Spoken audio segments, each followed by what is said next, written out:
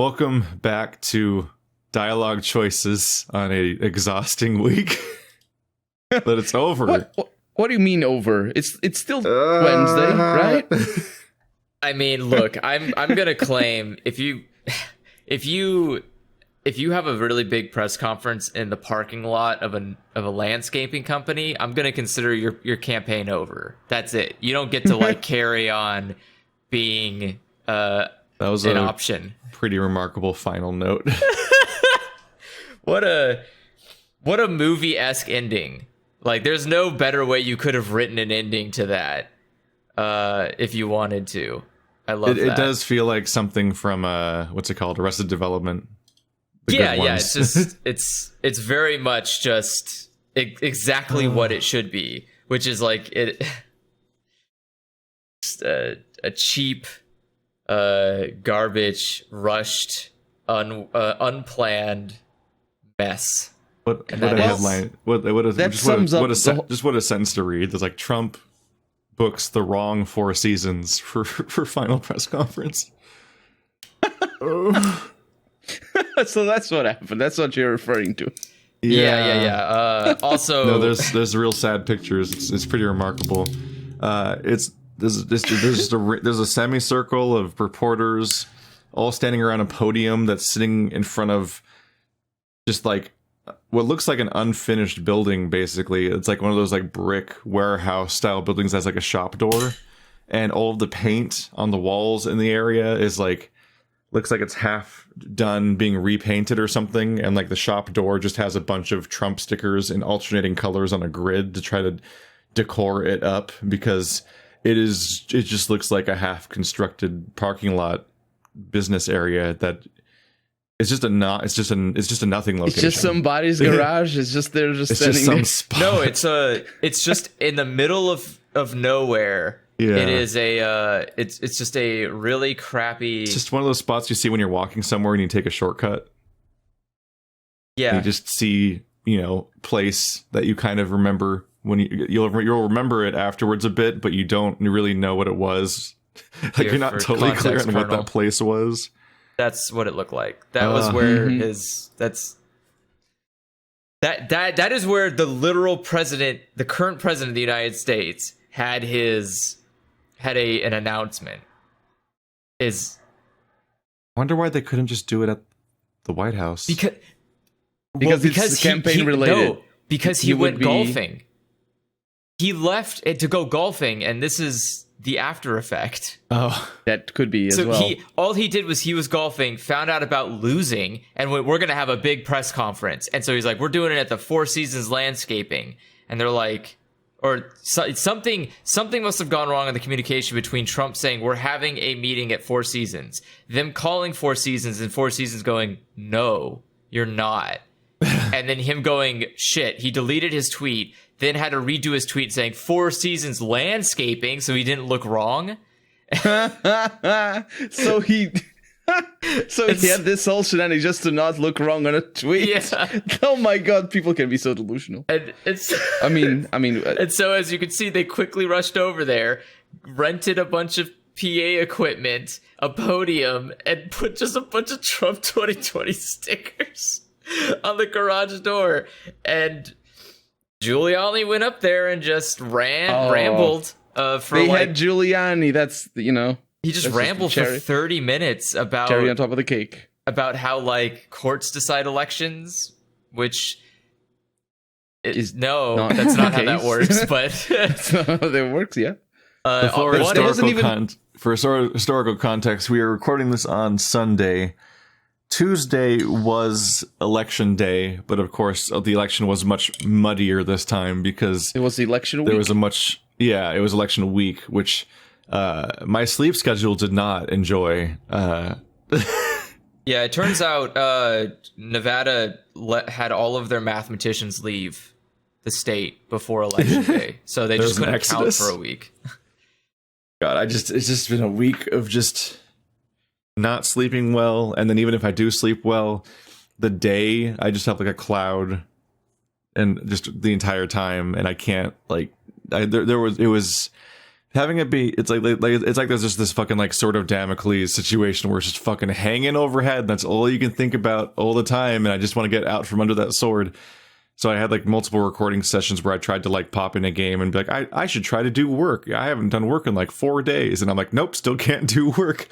Because I could either only talk about the election, or I would try to talk about something else and just keep blanking and like pausing for 30 seconds, not really saying anything. And it's like, I can't. I Is just it really need to, that?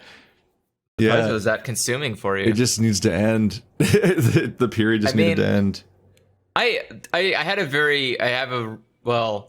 So once I vote, I have a very hands-off approach to everything, where like I did my part, and if it fails, all right, like that, I did my part. It's your guys' fault now. We like, have I don't have to. Well, we kind of have different contexts, because on one thing, like socially, you've reduced connections significantly, and also have your whole outlook of like, fuck humanity, I don't give a shit about nobody, and it's like, yeah. So you kind of just do your job, That and helps, you watch your I'm anime, sure. and you hang out with your online friends, and it's like you engage socially exactly as much as you want to, basically. Yeah, and I don't consider living in a place permanent. Like I will just leave. Yeah, this you've country literally if I want to. you've literally lived in a Yeah. different country for months and so yeah, on. and so like being stuck is not a thing for me. So for you, the election's more about the abstract a little bit, because it's just about the country as a concept and so on, and who's right and that argument. But for me, it's about the relationships I have with, like, I don't know, like 30 people. And like the ways that the last 4 years have just been making my life worse all the time, essentially. And it's just this fucking question of like, is this gonna happen? Is this gonna happen? Like, do I have to fucking, is this gonna be like when I finished high school and then it dawned on me that college is just as long as high school at least? So while we're celebrating the ending of something, I'm actually starting something all over again, and maybe it'll be even more. And it's even worse, because that's the one that scars you emotionally for the rest of your life. And in my case, college was 5.5 years, so it was longer than high school. So like, I was totally right to be like, oh fuck, it's gonna be forever. Well, but I say like it scars you, but the college tends to be harder than college was so much better than high school. Yeah, I was It was gonna actually say, it was I an think, improvement. It was just the duration. It was just that moment of being on the cusp, because you're celebrating high school graduation, and then it's dawning on you that like, wait, I'm still coming back next semester. It's just a different school for the 4th time now, and like you don't know, and you don't have a respect for all the ways it'll change, because you won't know that until you're there. Like, oh yeah, like college is way more like weirdly open, and it's also like more enriching, and like the stuff you're doing feels like it respects you more and so on. And you also kind of weirdly have your own schedule and your own control of the whole thing, and do stuff, and you can be weird like me and be like, I'm gonna have like a 14-hour day on Tuesday and Thursday and have 5 days off a week. Which is a thing that I did. I just lived at college 2 days a week and then went home the rest of the week, which was good because I commuted and everything. But yeah, like I remember it was the year I started doing full-time YouTube. I was kind of having a good year of like, I broke free of my government job that was just draining and exhausting. So I worked at the water board, and I just did not want to deal with spreadsheets anymore. And it felt like I wasn't really even, it felt more and more like I wasn't even like a necessary component. Like I was just like a placeholder human until it gets automated out. And, but you know, I had a job because you have to get a job and so on. It's like I made this big leap into YouTubing where it's like, I'm going to do this thing that I've been doing for years, at that point for 5 years. And I'm going to like get more out of it, because, you know, it's, if you can make it as a YouTuber, there's a lot of stresses related to like all the audience stuff and so on, but it's also really fulfilling in certain ways because it's about you and you made the thing. And if you're like on that level, it's a creative outlet. It's basically like making anything else. It's way more fulfilling than working retail, for example, which I'm speaking from experience, where you're just like a fucking cog in the machine, and the moment you vanish, they just replace you with another person, and they don't really even care if you quit, because treating you well is too hard, so they just treat you like shit until you go away, and then immediately replace you with like another person of the endless generation of young people that will do the shitty job that they hate until they quit and get replaced. So like it was a good leap, and I was having a good year, and then November rolled around, and the joke dude that I was like, there's no way, like there's been too many scandals. He's so clearly fraudulent and a liar and a scumbag, and he cares about nobody. He doesn't care about like integrity or like draining the swamp. He doesn't give a shit about actually trying to like improve the White House or any of that stuff. Like, he's clearly a con man. He wrote a book about basically being a con man, and he has a long history of being he's only known for business. But if you like just take the tiniest scratch on that fucking lottery ticket to get rid of the film, just the tiniest bit of effort, you're like, oh, he's a terrible businessman. He has a long history of running every single thing he's ever done into the ground. He kind of has no idea what he's doing and just kind of falls backwards. And he's like in that really bizarre territory of like too big to fail nonsense, where like he just can't run anything correctly, but because he's already successful enough, he can just keep taking things in stride. And like the endless, like hundreds of lawsuits his businesses were under don't matter. The bankruptcies don't matter. Like, he just kind of is like he broke through the canopy of American capitalism to the point where you just kind of like float there forever, and like the top of the tree has become the new floor, and seemingly nothing can ever really hurt you enough to actually make you live a real life that normal people live ever again. Well, there's a thing that perfectly encapsulates what you're talking about. Whenever he is asked to release his tax returns, he says they're under audit. I'm sure you know what that means. He's being audited because he evaded taxes. Or he actually, no, I mean, it's worse than that. He actually got money from the state of, I think it's New York. They got like a few millions. And that's why he's under audit. So when he's saying, oh, I can't release them because I'm under audit, what he's saying is they think I stole from the state, so I can't release them. So it's so ridiculous that his excuse is like pointing at the problem. It's been like 4 years of being gaslit all of a sudden, because there was this one guy that was the archetypical greedy capitalist, the scummiest man in all of America, like just despised and mocked because he looked stupid and he acted stupid and he wasn't even good at what he was doing, but he was also incredulously greedy and self-serving and just everything wrong with the supposed fat cat capitalist ideal. Not like in the cartoonish way too, like not like not like the deeply distressing reality of what some of the most powerful people in the world are actually not like but Koch instead brothers scummy. The hilarious stupid cartoon man. Like, Donald Trump has been the butt of the joke for decades for being just the worst human being in the most naked way possible. But he allied himself with a particular team over the course of the last decade, and apparently everyone on that team just decided to forget everything they knew about him. White just supremacy is a hell of a drug. And so like they buy into all this shit about how he's gonna drain the swamp, and then QAnon, and like he's this crusader for goodness and the best man in the history of the country all of a sudden. And it's like it was on that level, it was just shocking to deal with people that were this deluded and then have to continue to deal with them for what has now been like 6 years basically because of all the election stuff beforehand. But then on top of that, there was just that crushing feeling of like the impact of what he represented.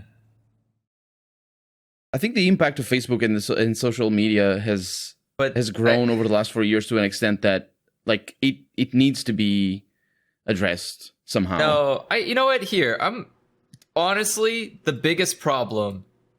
It's not even social media, because all social media does is connect people. Yeah, the people are the problem.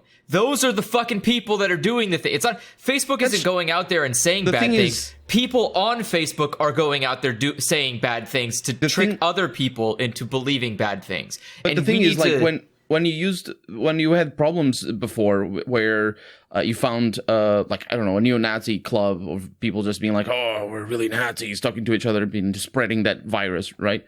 They knew each other. They were like a few hundred or maybe 1,000 or something, and then somebody came in and it was okay. You can't be Nazis anymore. Shoo, go away. And so they break apart, and they wouldn't have necessarily the same connection with the internet. That happens, but for one, it's not localized, so it's a lot harder for you to pinpoint who or how you're going to be able to break them apart. But on the other hand, it's also so much easier, and like all you had to look at, and it scares me, honestly. You have to look at how the Facebook groups about stop the count or whatever. I think it was stop the count or keep counting. Well, I don't know. It was depending on the state. Because both were happening at the same time. Yeah. So they propped up thousands and hundreds of thousands of people in Facebook groups in a matter of days. And how can you stop that? Like, I think it's even. So here's my question, like though. Why the people who caused this mess, the people who are the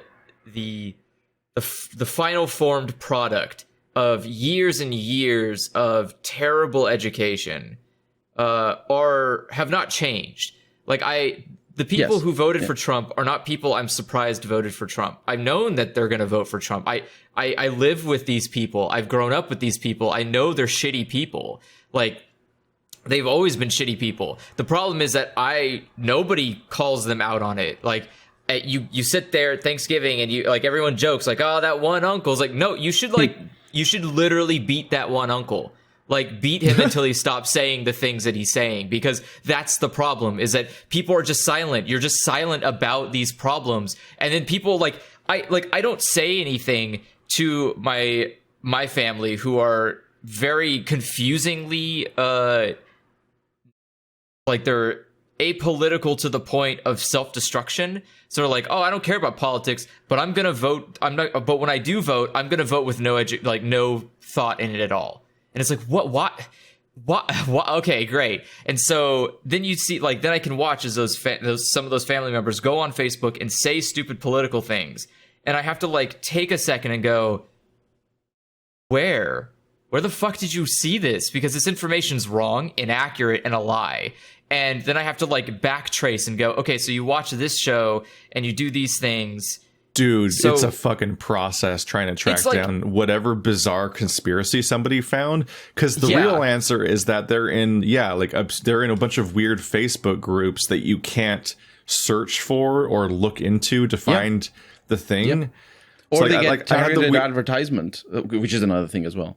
Yeah, I had the weirdest thing thrown my way, which was the idea that our governor started opening up California not because of the economy and other issues, but specifically he prioritized. The claim was that he specifically tried to open Napa first because his family has a winery there that was losing money. And then and then when people called him on that, he opened the whole state. But I kept trying to search for this conspiracy to even get one result about it, and I'm like, I can't fucking find it. Keith, please tell me, because two of my family members said the same thing. So you've heard this? Did you also try to research it and couldn't find a single thing about it? I was like, Gavin Newsom owns a winery and he wants to open Napa, but he doesn't care about COVID. What is their source? What the fuck is that? Who said that? Who said these things? Is this an InfoWars thing? It's so weirdly hard to even Google the idea they're saying, and they can't. They always say it in a half-remembered, weird, vague, vague-ass thing. Yeah, that's normal. It's like fucking Agents of S.H.I.E.L.D., where somebody would mention Tahiti or whatever, and Agent Coulson's like, it's a wonderful place, programmed, he just automatically says that. Whenever you mention the idea of any racism of any kind around Donald Trump, they always say, in the exact same words, oh, but he's done so much for black people. And then they never say more than that. And I'm like, what? I just want to know what you think you mean by that. Please. But they say pre-programmed lines that they just heard. And and part of it's you have your particular group of people that all agree with each other, and they just repeat these lines back and forth at each other. And so it's never questioned. So they never get a deeper layer than that. But it's just I'm like, what do you think that means? Because that was the big comeback during the protests and so on. It was just that they all fucking bulwarked up their shields and their phalanx formation and would just repeat the mantra, he's done so much for black people, over and over again. And you could never ever get any additional meaning from what they were even trying to say by that. And it's like, he's, what?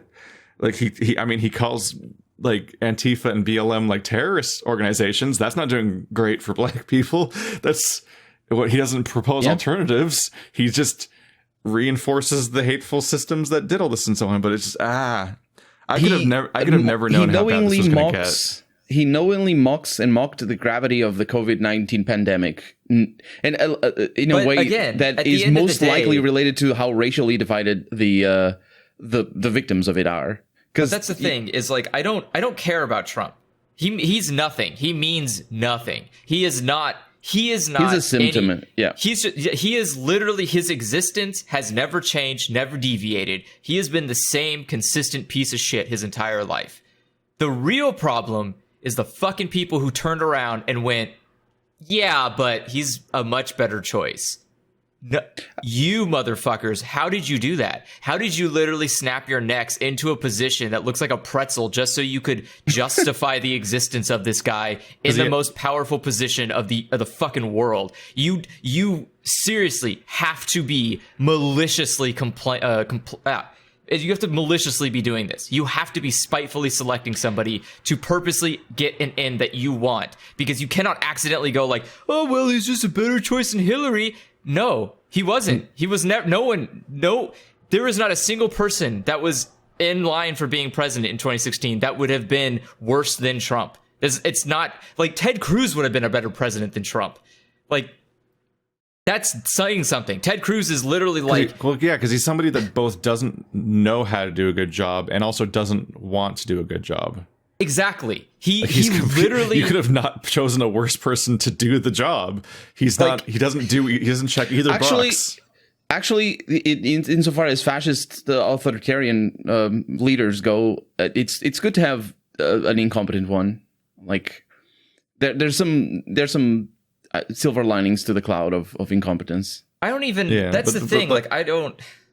Like, that was the other side of why it was so crushing, though. Is like, I did the preamble, which is just like my incredulity at the idea he could ever become president.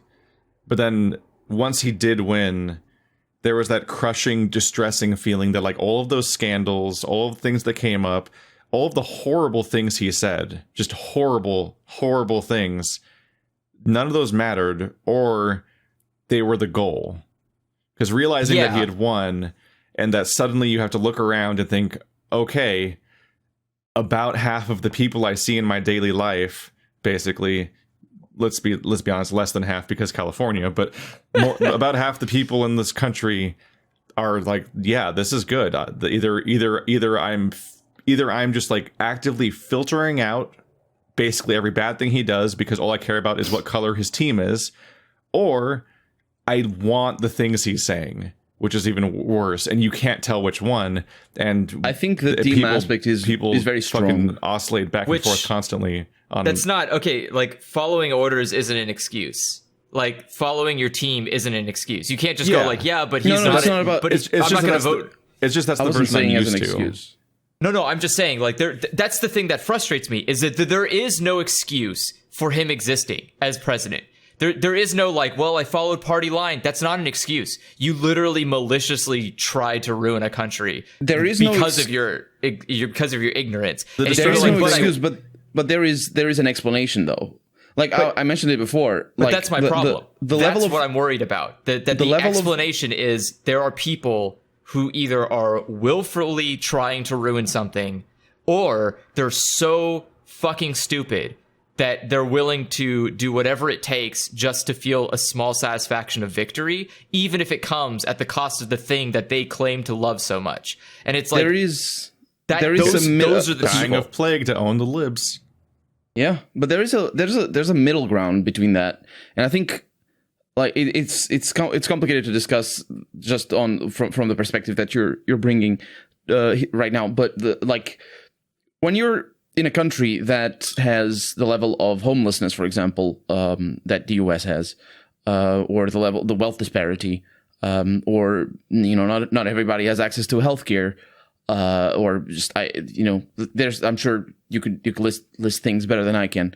We're in a country like that, and honestly, just in a world, but especially in a country, if you're not if you're lucky enough, if you're privileged enough to not feel those problems yourself, you're either preoccupied with making sure that those problems stop existing, or you're and obviously you can do, different people have different means to fight those sort of problems, or you're complacent, or you're okay with it, because there's no level where in a country where with slavery, for example, you get there are a lot of examples of people saying that's just how things are. That's just, they have slaves. What are we gonna do? Not buy their products or something? Yes. And you especially yeah, of course that's what you do. Yes, boycott and at least that. But when it's in your country, you cannot go around just dealing with slaves. I'm obviously talking back when there was slavery as an example, just an extreme example. And just consider yourself, well, I'm not a slave. I'm lucky that I'm not a slave, but things are how they are. And you can't consider yourself a morally right person if you are okay with it, if you are not fighting against it. And that's where the principle of anti-racist comes from. It's not about not being racist. It's about actually fighting racism. Yeah, and that's the same as anti-fascist. Everybody. It's fun. It's kind of interesting to say that a lot of people, and it's good that a lot of people say everybody should be anti-fascist. But anti-fascism is I feel it's more than just not being fascist. It's also it's working against fascism and fascistic things that happen. I couldn't work for a few days when he got elected, and it was partly because there was this dawning realization that this was more sinister. I'm used to the idea that the two parties alternate having presidents, essentially, because people pretty much just let's try the other flavor every fucking 8 years. That's just my life. My lifetime has been, okay, every time somebody is president, they get 2 terms. And then when they're done, the other party gets to be president for 2 terms. And the Republicans never win the popular vote. They always win because of the Electoral College when they become the new president. But then they have the majority vote when they get reelected, because people just really love reelecting people in this country until now. But my entire lifetime of 30 years, I've just been watching okay, 8 years this guy, 8 years that guy. That's just the pattern. And yeah, 100% the Republican Party just never has to update their views and never has to change, and is so stuck in their shitty, stupid ways because of the fact that they don't have to get the popular vote. And so they just abuse what they can use to get the couple of states that they really need to actually win, that are the only risky people. And that's why that's a whole mess. But I'm used to the idea that we get a Republican president, and then there's a bunch of ignorant people in my life that just have just disappointing views on different racial groups and LGBT members, but also a lot of it's born from ignorance and a lack of exposure to those people.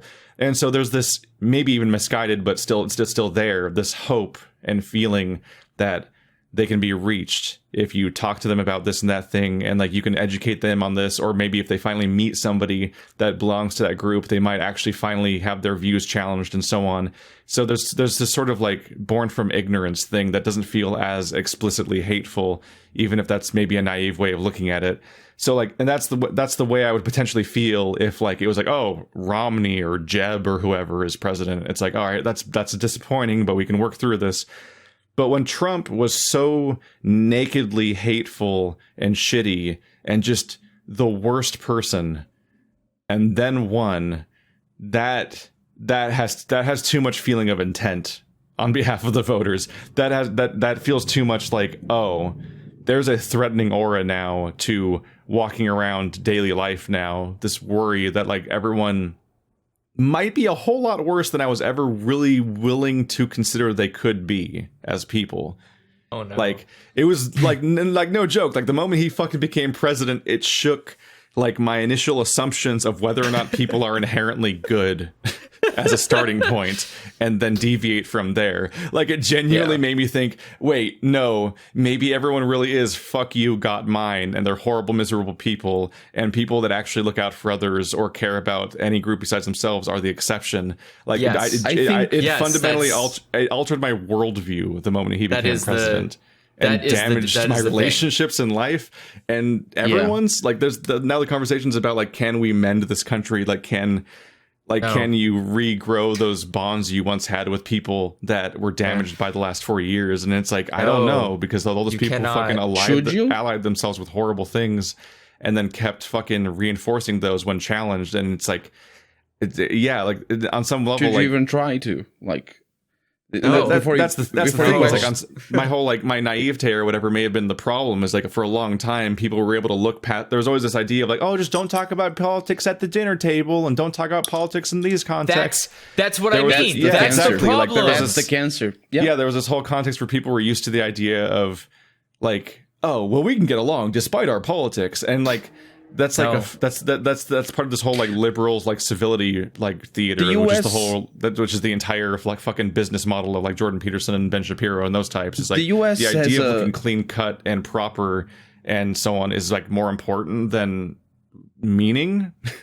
And the distressing thing, is like this last whole thing showed us to some extent what those ideologies mean and what it means to still be sticking with that side despite everything. And so basically the suspension of disbelief has been broken for people like on the left, the suspension of disbelief that you can still deal with these people on the right when they're willing to still keep going this far. Like it's that rubber band snapped is the problem. I think it better to have snapped because the corporate establishment it's just clinging to that rubber band like there's no tomorrow. Like there were headlines immediately after the announcement of well, I don't know who he was though. There was some big person in the DNC saying that the election went so badly for the Democrats because they catered to the far left. They catered to extreme views of socialism and whatnot. When the vast majority, the thing that's never happened before. For one, they didn't. Much they did to the my opposite. endless frustration. But for like you see even Fox News exit polls about Medicare for all. 69% of the population is in favor of Medicare for all. Actually, it's worse than that. They actually phrased it in government-run healthcare. 69% are in favor, and that's just they're not polling. They're polling everybody. It's exit polls. So and you see. I saw a video specifically about this, and I don't remember exactly all the examples off the top of my head. I remember Medicare for all because that's a major issue for, as far as I know, it's health. We're in the middle of a pandemic. Health is in the forefront or foremind of a lot of people, the vast majority of people, as far as I know. But the things like even gun control, which is more contentious, the 65 to 42 or something like that. Was in favor, and it's just because somebody thinks of themselves, if you ask them, are you a conservative, are you a liberal, are you a progressive, or whatever label you want to use, just because they might say I'm a conservative doesn't mean that they don't have ideas that are to the left of both parties. If you like, minimum wage is a thing that's I think 70-something% of the U.S. population. And it's somebody who is a conservative can be totally in favor of minimum wage, and somebody who's a progressive might be against that. People are different. People have different ideas about different things. But that's why following labels just doesn't work like that. You need to talk about policy. Whenever don't talk about policy at the dinner table is an interesting thing because I have that as well in my own life. Not necessarily with my immediate family, but with my extended family. And I avoid talking about parties and talking about specific people. I always go for the route. I always go for like policies and just attitudes to have towards things. And so if you say, well, this wouldn't have happened if we had Medicare for all, are you really talking about politics or are you talking about policy? Should always what I mean? It should always be policy. I think so. I don't like politics is not about emotion or feelings or like what. Yeah, it's all about policy. It's all about the things that will help make this country. I mean, no, politics is entirely about emotion and feelings. Which is why it's just shit. That's why I hate it. It shouldn't be like that, though. I don't give a shit about who you are. I give a shit about what you're gonna do. That's the only thing that matters to me. You either need to move this country forward or just leave. Just get out. Just go somewhere else. Go do something. Like there are 100,000 countries that run at like shit level. You can go work there. But I want like if you're going to run this country, you need to run it forward, keep moving the country, because I'm tired of this, like, well, we're just going to stand here and it's fine. And I'm like, no, move the legs. You need to move forward. Like, we need to have better education, better healthcare, better like energy efficiency, better like things should always be getting better every single president. There should never be a time where we go like, well, we got to revert this back. Why are you reverting back? What did you? Because it was Obama who did it. How dare you? Okay, then take it and make it better. He if you're going to remove said, something, you have to take something away and put something better in its place. You can't just like, that's the thing that frustrates me about a lot of politics here, is that it's all about doing something, breaking something, something, breaking something. It's like, stop breaking. Just you spend 8 years obstructing the other party from doing any of the things they want to do, and then you spend the next 8 years dismantling everything they did do. It's like, wow, then, what a great fucking system. What a fucking great system. And then and then you have people like Mitch McConnell that just make a fucking career out of making sure nothing ever gets done, and he just does that for decades. he makes sure a lot gets done. Mitch McConnell is responsible for appointing like Mitch McConnell does more for the Republican Party than any Democrat has ever done in their entire lifetime for the Democratic Party.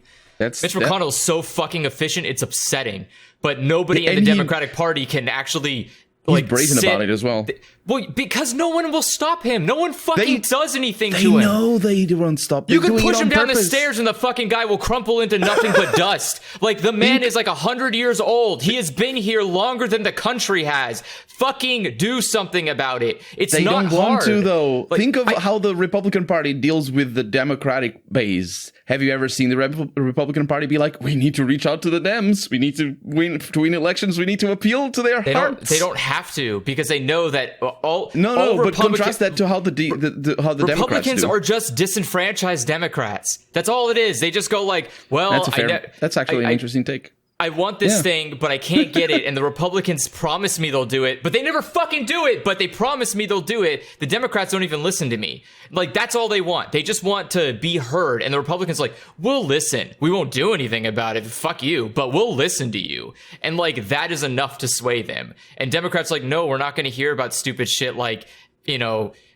giving everyone and their dog a gun because that's a stupid policy. And the Republicans like, we're super here for it. We won't do it, but we're super here for it. Like, that's the difference. And that's not how it should be. You should not be like, you have one party that will take anything they can and stubbornly never, ever go in the other direction.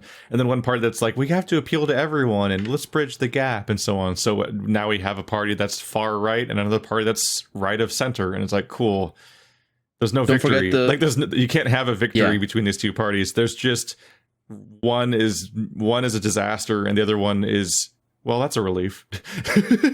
At least that didn't happen. But you never, there's never like, wow, this is the party that'll do good now. It's like, no, that's the thing. They'll just do less damage than the Nightmare Party, but they suck so much. And I hate the tagline is always, we'll go back to normal. And I'm like, you motherfuckers. It's just make America great again, but with different fucking words. Like, stop doing that. There is no like idyllic, nostalgic, better America. America's been fucking garbage since day one. It's been nothing but shit. And the whole point is that we're supposed to progressively get to a better place. That's why the Constitution isn't fucking stringent like a Bible. It's meant to be like, well, I don't know, man. In 200 years, maybe you're going to have flying cars, laser beams, and a dog that shoots fucking Pop-Tarts out of it. I can't make a law about that in dirt road era. Like, I can't decide. But the people of the future, you guys will make a better country, right? And Republicans are like, no. And Democrats are like, well, no. And I'm like, what? I want a better country, though. And they're like, well, the Libertarian Party exists. Like, what the fuck is this? Who votes for Libertarian Party? Like, that's even worse. Aren't they like far right wing as well? It's so well, I mean, it depends. Sometimes they are, or do they use the wrong name again? Like they call them liberals. But that's the thing. Is like, the thing I want is a third party, and the third party is not a thing that exists in this country. So it's like, I'm frustrated where I'm like, neither of you are gonna do anything for me. So why do I give a shit? Like, why am I going to invest any emotion into 'cause politics? Not only do we desperately need to remove the entire electoral college, but we need to revamp the entire voting system to be ranked choice, or really anything other than what we have right now, where it's just you vote And for you one also of need two to people, remove money out of politics. and that's all. Yes. Yeah. Well, Which but clearly that people requires don't care an about because amendment they thought to the Trump was a Constitution. great idea. yeah. Oh. It's what we it's need baffling is to fewer me. corrupt officials. Let's elect the most corrupt person we've ever heard of. Maybe he's going It's- to put golden that'll toilets fix in the it. White House. It's really impressive to me that every fucking year, maybe a couple of times a year, the EU has a meeting, or not the EU, the UN has a meeting, and there are several fucking countries in that meeting that have a way better voting system than we do, and we interact with them every fucking year, and not once does someone go, "Hey, how come your country isn't shit? Could you share some secrets with that about us?" Like, you know who has really good... You think like, we'd catch a little of the real democracy by proxy just every now and then? you would think it would rub off on us because we interact with real democracies. But you know no, why they don't like, want it, though? You know why the establishment doesn't want ranked choice voting? That's not an excuse, though. They might, That's the no, thing. it's they the might actually explanation. lose It's not their a- chance. It's the thing is the ones who hold control are the ones that benefit from the What does that mean? status quo. What do you mean the ones that hold control? Like, the only- we the only vote for people. Yeah, No, you he's, do. he's talking but- about the Democratic and Republican Party having a symbiotic relationship with each other where they keep each other in power indefinitely. And as long as they don't rock the boat by actually changing the rules, then those two can both still be the two parties in power. and That's play not, this- that doesn't seem what the this- Republican they- Party is doing at all. They can And continue. never. Can you they can imagine- continue this silly dance I've seen my entire life, where they just alternate like a pattern, as if there's no real can you choices involved imagine either. if the US all of a sudden tomorrow started with ranked choice voting for everything? Can you imagine how the US would look in 10 years? You can't tell. Maybe the Democratic Party wouldn't exist anymore. The Republicans I know what it certainly would look like. It would look like someone took Sweden and enlarged it by 300%. That's what it would look like. Like, fuck, dude. It's actually we are more much than that. more than 3 times the size of 3,000. Sweden. It's Well, 3,000%. I mean, I don't know. Maybe all that If you look on the map, socialization will give us California like is a about lot the less. size of most European countries. You know what I Yeah. mean, though. The idea is like we would be such a hugely progressive country, and it'd be great and fantastic, and other people would go, "Fuck, there's- man, it's there's kind of an hard it to." also There's an But the thing infuriating is- reality where not only Democratic platforms, but platforms that are left of the Democratic Party are often the most popular opinions in the country. But there's so many levels of obfuscation. Partly the part where, the entire middle of the country, each of those people counts for a dozen of me when we vote, for example. But also the fact that, we don't actually have any kind of real democracy where we can actually select candidates in any meaningful way. Because what really happens is once every 4 years, we just kind of have two people thrown in front of our faces, and we're told that that's our choice, and we're supposed to be placated by that and feel like we really did something. But we have little to no power in the actual structures that lead to those people getting there in the first place. And even if you talk about the primaries, that's just another pre-selected list of groups. That's the same, of yeah. people that you can't really have any impact on. And guess And what? Most of the the time, you the already know impact who's going the to money win has. on day one. Yeah, because the money that's poured into the primaries and the especially in like all the I would think for the is it Congress? Yeah. For everything, yeah.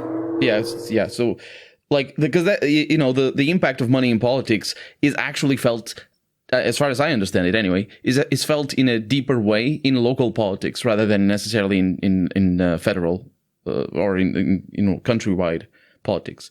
Because when it's about the country, the impact of the media starts to have more of a role. Just the biases, the natural biases of each channel, and all that sort of stuff, and who talks on television.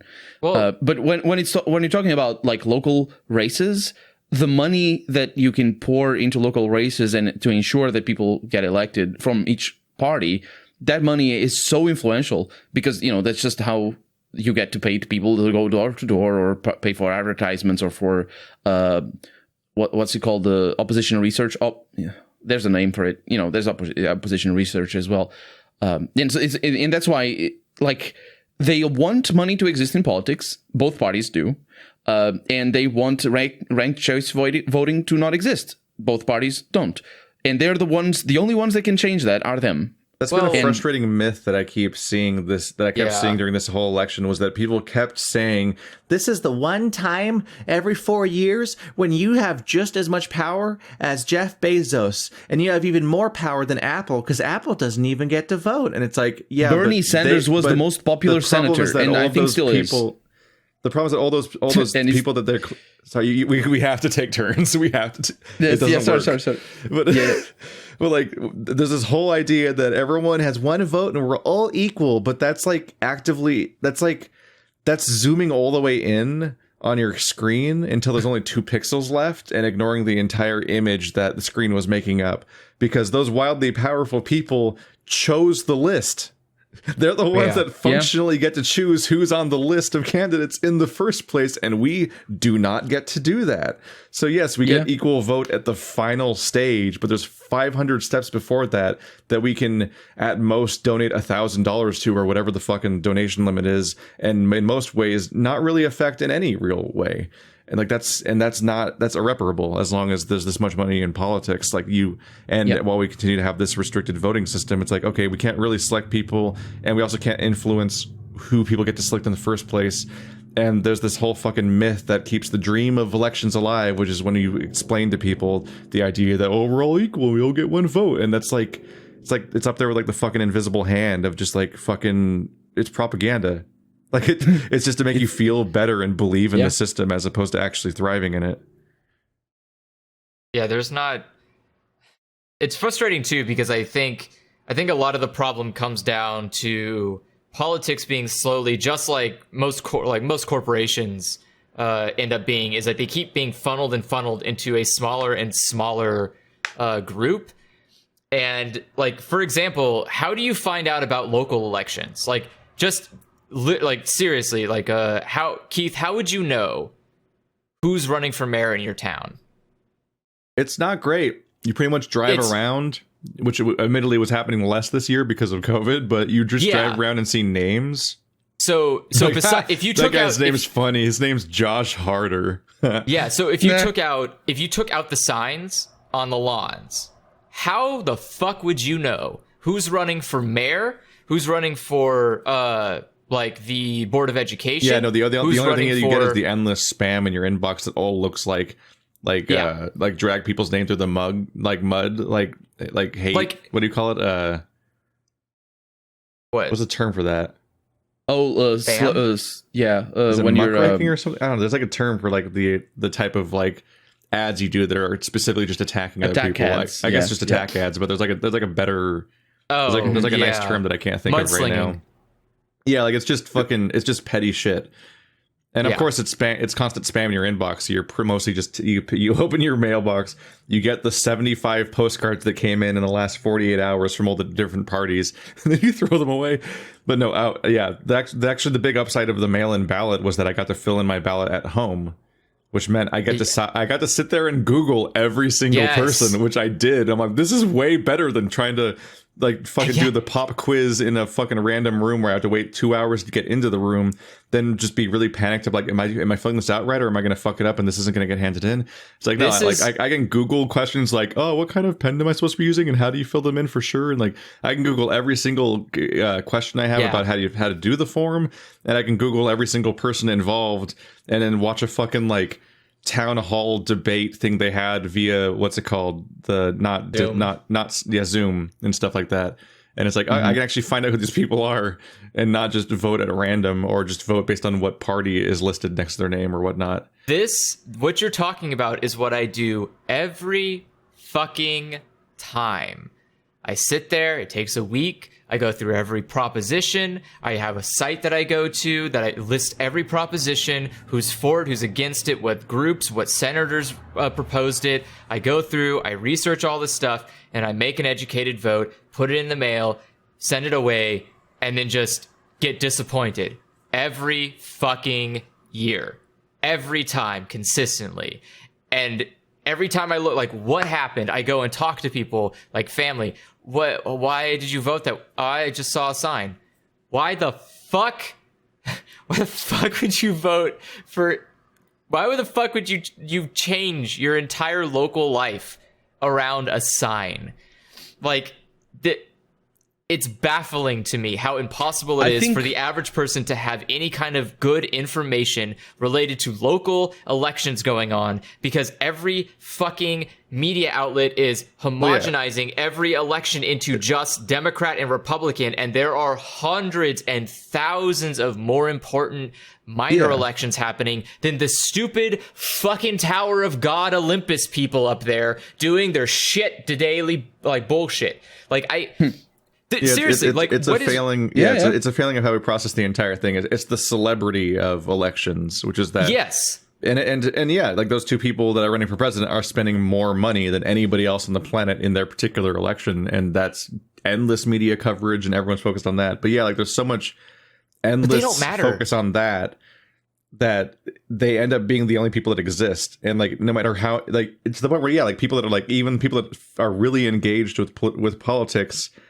get completely blindsided when they actually look at the real ballot they're going to fill out, because there's so little opportunity to even encounter most of those names and those ideas and so on. And I feel like the internet somewhat makes that worse, even though it could make it better, because when you have YouTube and Twitter and all these other places, like there's another layer there of celebrity where particular YouTube channels and particular personalities and whatnot become more and more the homogenized popular people for people to potentially watch, and there are fewer and fewer people, and people inherently are more likely to find the popular people than anyone else, so they only become more popular. And then those people only talk about the most popular thing, which is the election, which means that people get funneled more and more in an endless loop towards just paying attention to the two people that are duking it out, and not like the hundreds of other people they should potentially know about. And it's like you have to actively go out of your way to find that stuff. That's an inherent problem with the monetization system of YouTube. Not that I'm saying that YouTube shouldn't be monetized. The point is political channels, and any channel in general, but specifically political channels for this example, they're incentivized to make sure that their base, or the people who watch their videos, comes back. Even if it's not tomorrow, maybe in a month, or that they come back and that they every listen video more. is supposed to have the widest possible net for who's going to click on it. But the problem with that is that because eventually, most channels just end up saying the same things over and over again, and just with different news or whatever is going on in the world at the time. People, if you listen to a YouTube channel or a news channel, or not a news channel, but a commentary channel like Dave Rubin, for example, if you listen to it for 2 years or 3 years or 5 years, you're basically listening to the same thing. You got the same thing out of the first month that you got over the 5 years in a row. You know what he says. You know how he thinks. You might get some better nuance as to the nitty gritty here and there. But and I'm just saying him as an example because he's a very big one, and also with a lot of influence. But the thing is, that's not how you should act if you want to grow and learn. You should learn a little bit about that person and make your own opinion. Maybe you agree with them, maybe you don't, and then go and watch something else. And then you learn from there, and then you look for somebody that, maybe knows more than they, or has a different perspective. That's how I do it anyway. But that goes counter to what channels are built like, because everybody that I watch on YouTube, no matter the genre, or no matter the subject, everybody that I watch wants me to come back. And the videos are made in a way that they not just the videos, but the narrative and what they focus on and what they choose to talk about is made in a way that they want you to come back and listen to more. And it needs to be rewarding to watch another video. And that's how you get successful on YouTube. By paying attention to that sort of stuff. So what that does is just it incentivizes the club mentality, and just sort of like, it's my team. I watch this personality on YouTube, and if he says that the people in Florida are going to sell their houses when the ocean rises, then it must be true. It would just also be nicer if there was a better or there is a better habit built into young people on where they should go to research and knowledge that they need to focus more on local elections and don't give a shit about the big stuff. Like, again, the Trump isn't anything. The dude is literally just a fucking fat ass turd in a seat. That's all he does all day. He sits there and warms a fucking chair. It's other people around him who are constantly doing the work for him.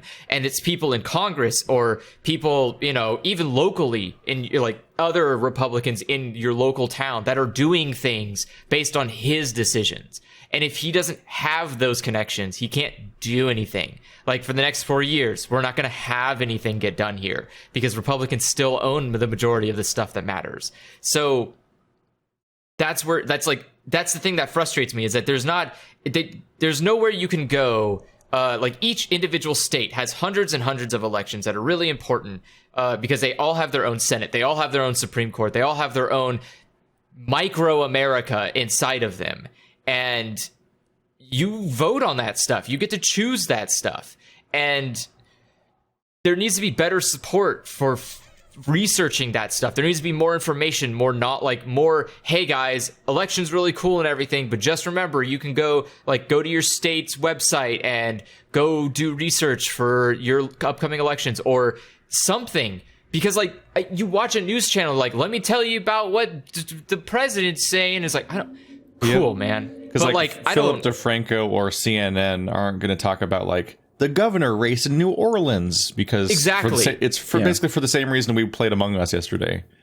It's you do the thing that casts a really wide net and gets a bunch of people to click on the thing so that you can maintain your cult of personality and your personality based platform where people need to keep coming back for you. And I get it. People want to consume me. Consuming, listening to someone talk about a topic is a lot easier than reading about a topic. But it's not the way that you're going to be able to make good informed decisions. You are not there. There is no YouTube channel you can watch where someone's going to go, all right, New Orleans, let me break it down for you. Real talk, or Louisiana, more specifically. Louisiana, you have to fight the algorithm and get increasingly specific searches to find the one dude in your town that you need to go on page, is useful. You need to type Louisiana elections, go to page 5 of the YouTube search results, and find a channel with 250 views. Yeah, that's going to be the one. A lot of quotes to your searches of specific phrases. That's the thing. Is and that's what matters. And people need to just start distancing themselves from this easy, bite-sized, consumable media, because you're not getting any information that way. You watch a snippet of someone going I can't believe he said that, or oh, Trump said this but this is a lie. That doesn't benefit you. You don't get anything out of listening to a fact check, because at the end of the day, either he lied, or even if you watch it, you're probably just going to disagree anyways. Mainstream media bias shit. Just go put your head down and go deeper. Go look into the little things that are nearby. The Gavin Newsom thing for California is a good example of he's opening up for the winery. Fine. Where did you see that? Who said that? Is it if this is true, then wouldn't every local news station be talking about the fact that the governor's literally scamming the state? Where is this information? Why isn't it readily available? Is it and the argument is always, but Google Facebook is just killing everything. Yeah. But I'm saying it's there's the argument of the Google's censoring the shit. It's no, you just aren't looking anything up. You're looking. That's just propaganda, though. That's just them saying that's just Trump going, I won the election by a lot, and they know they're not. They know Google is not. They know Facebook is not blocking. It's the Facebook, opposite, actually. Facebook does block stuff. Blocks left has a right wing bias, and they say that it has a left wing bias. They're just saying. Well, I'm saying when politicians say something, you don't have to listen to what they're saying. I think there's a phenomenon. It's why these platforms might as well just actually deplatform people, and why the Democratic Party might as well just actually go left for once, because no matter what they do, the Republican Party will just accuse them of doing it anyway. Biden's a socialist, which is the most insulting and upsetting and hilarious thing I've ever heard in my life. Biden should be the Republican Party candidate. He's a Republican. Yes, Biden's such a good Republican. He is the best Republican I've ever seen. But also, he is what I wish every Republican was. He is not a Democrat. Please go home, sir. You are in the wrong house. I don't know who gave you the keys to the Democrat house. You don't belong here. Go to the other side where you belong and put, I don't know, maybe a really progressive candidate. He was literally there to placate our right-leaning right-leaning country to be less afraid when a black president happened. Yes. That's his job, is to Yes. appeal to the people that are afraid of a black president. Like, which isn't good. That's if you need that, your country is broken. You need to not elect that guy to president, because that's hilariously You're- ironic that you elected the guy who's there to quell down your fears And of also- racism. Also, a vice president to a president who said that in his words, 20 years ago, I would be a moderate Republican. This was Obama's words, and that's just, he was criticizing the way the Republican Party has shifted to the right in when he said that. But It it's doesn't also make me feel better though. no, I'm not saying that. Yeah, that's good that he doesn't. I'm saying it because that's not good. I think like he's the Republican vice president of a would-be Republican president that was elected to quell white supremacists. It just Yeah. But it Or but chosen, it doesn't. rather. But that's the thing. It doesn't matter. It doesn't matter that you've done that. Like, even if you like, well, he's gonna bridge the gap. I don't want it gapped.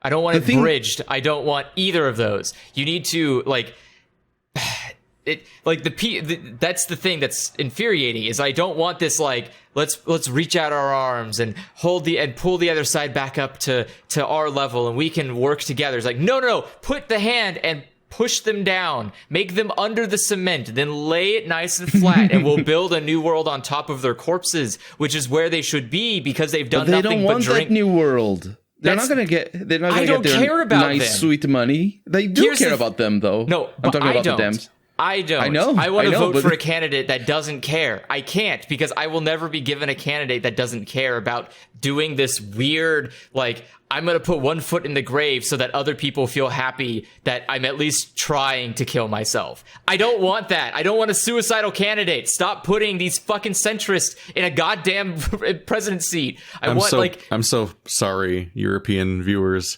Not because we're talking Like- about politics, because I mean, no, but Yeah. but because of the fact that you're watching in horror as this is all happening, and we have to awkwardly explain to you how like the guy that has 4 million more votes was still at risk of not winning, and it's the race between, like, it's a country that's so far behind most of yours in a lot of terms.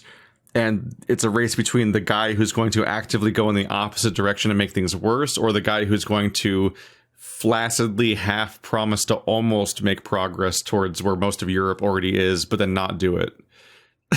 Like and then whoever wins is giving your countries essentially permission for what kind of politics are popular, because American politics and the fucking presidential race in particular is such a fucking celebrity show that not only does it dominate all discourse here, it dominates discourse in other countries and forms the kinds of discussions people are having and where they think it's okay to go.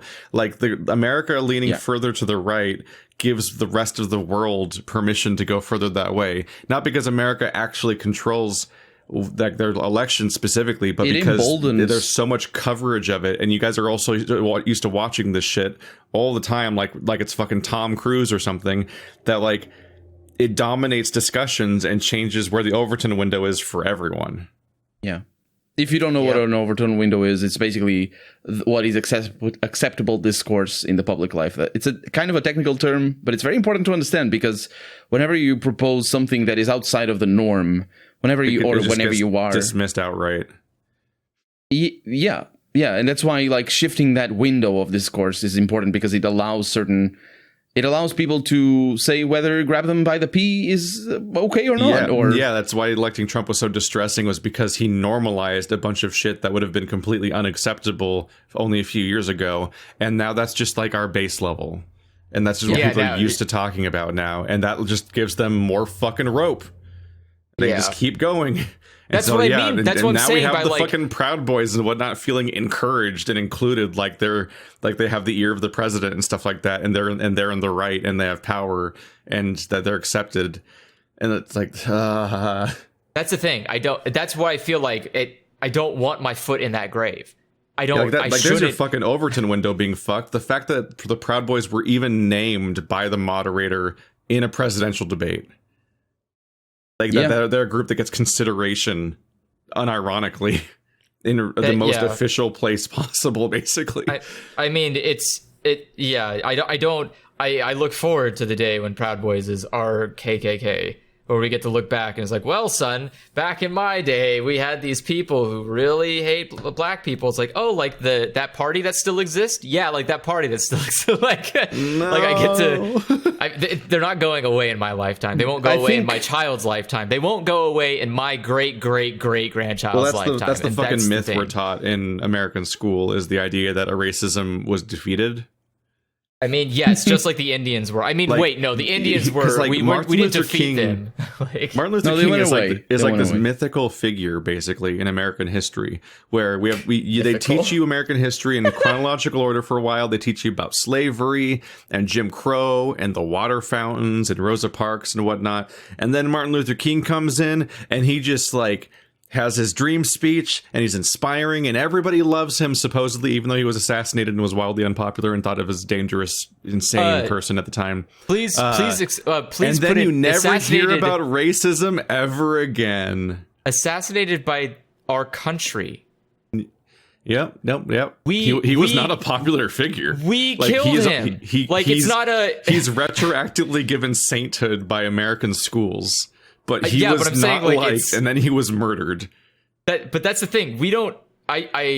We really gloss over that whole thing about the fact that we literally killed him. Like we straight. It's not the only thing you gloss over, a leader of though. civil rights. Like that's not a good look. There's no. You can't like turn. You can't make that positive spin. Like we tried to put a But positive like spin once on the he's Native dead, Americans. he's not dangerous anymore. You can commodify his message, and you can co-opt it yeah. and change what it means. Yeah, Wait, we have Martin And Luther he King can't say Day at anything school back. now. We have pins and buttons with his quotes. We have his face everywhere. I Have a Dream is a speech you see on television on Martin Luther King Day. Even the this Republican stuff. Party says nice things about Martin Well, yeah, Luther King. because He was a because- literal socialist. Martin Luther King was. I mean, His speeches were so overtly political about things that are not even discussed right now. But I can only imagine that at the time he was also a pastor, which is great. I mean, Oh yeah, that, just giving. that just makes it so much better too, because now he is godly too. He believes in religion, which is the most important part. It's just Yeah, I hate. there's still some speakers that you have today. Reverend, what's his name? I'm sorry, Reverend. He's a speaker. I don't Al keep track Sharpton? of. No, I'm sorry. Oh, he's I not. don't He remember wasn't the a- reference. I But He's still, not- you have No, he's some a Baptist preachers minister. today. I'm not crazy. Okay. You have like, hang on a minute. some people who have that power as well, and it's so powerful to listen to them. It's just, of course, Martin Luther King achieved a level that I don't think has been achieved since. And then maybe Malcolm X. I don't know much about Malcolm X. Malcolm X is a little bit different. His story was really complicated compared to Martin Luther King. Mhm. And it doesn't get much better because Martin Luther King intersects in a weird way with politics, where he was the outcome of his thing is that no matter what, it looks bad for people who opposed him, because he was just he wasn't like doing anything violent. He was just walking down the street trying to live like everybody else and being assaulted for it.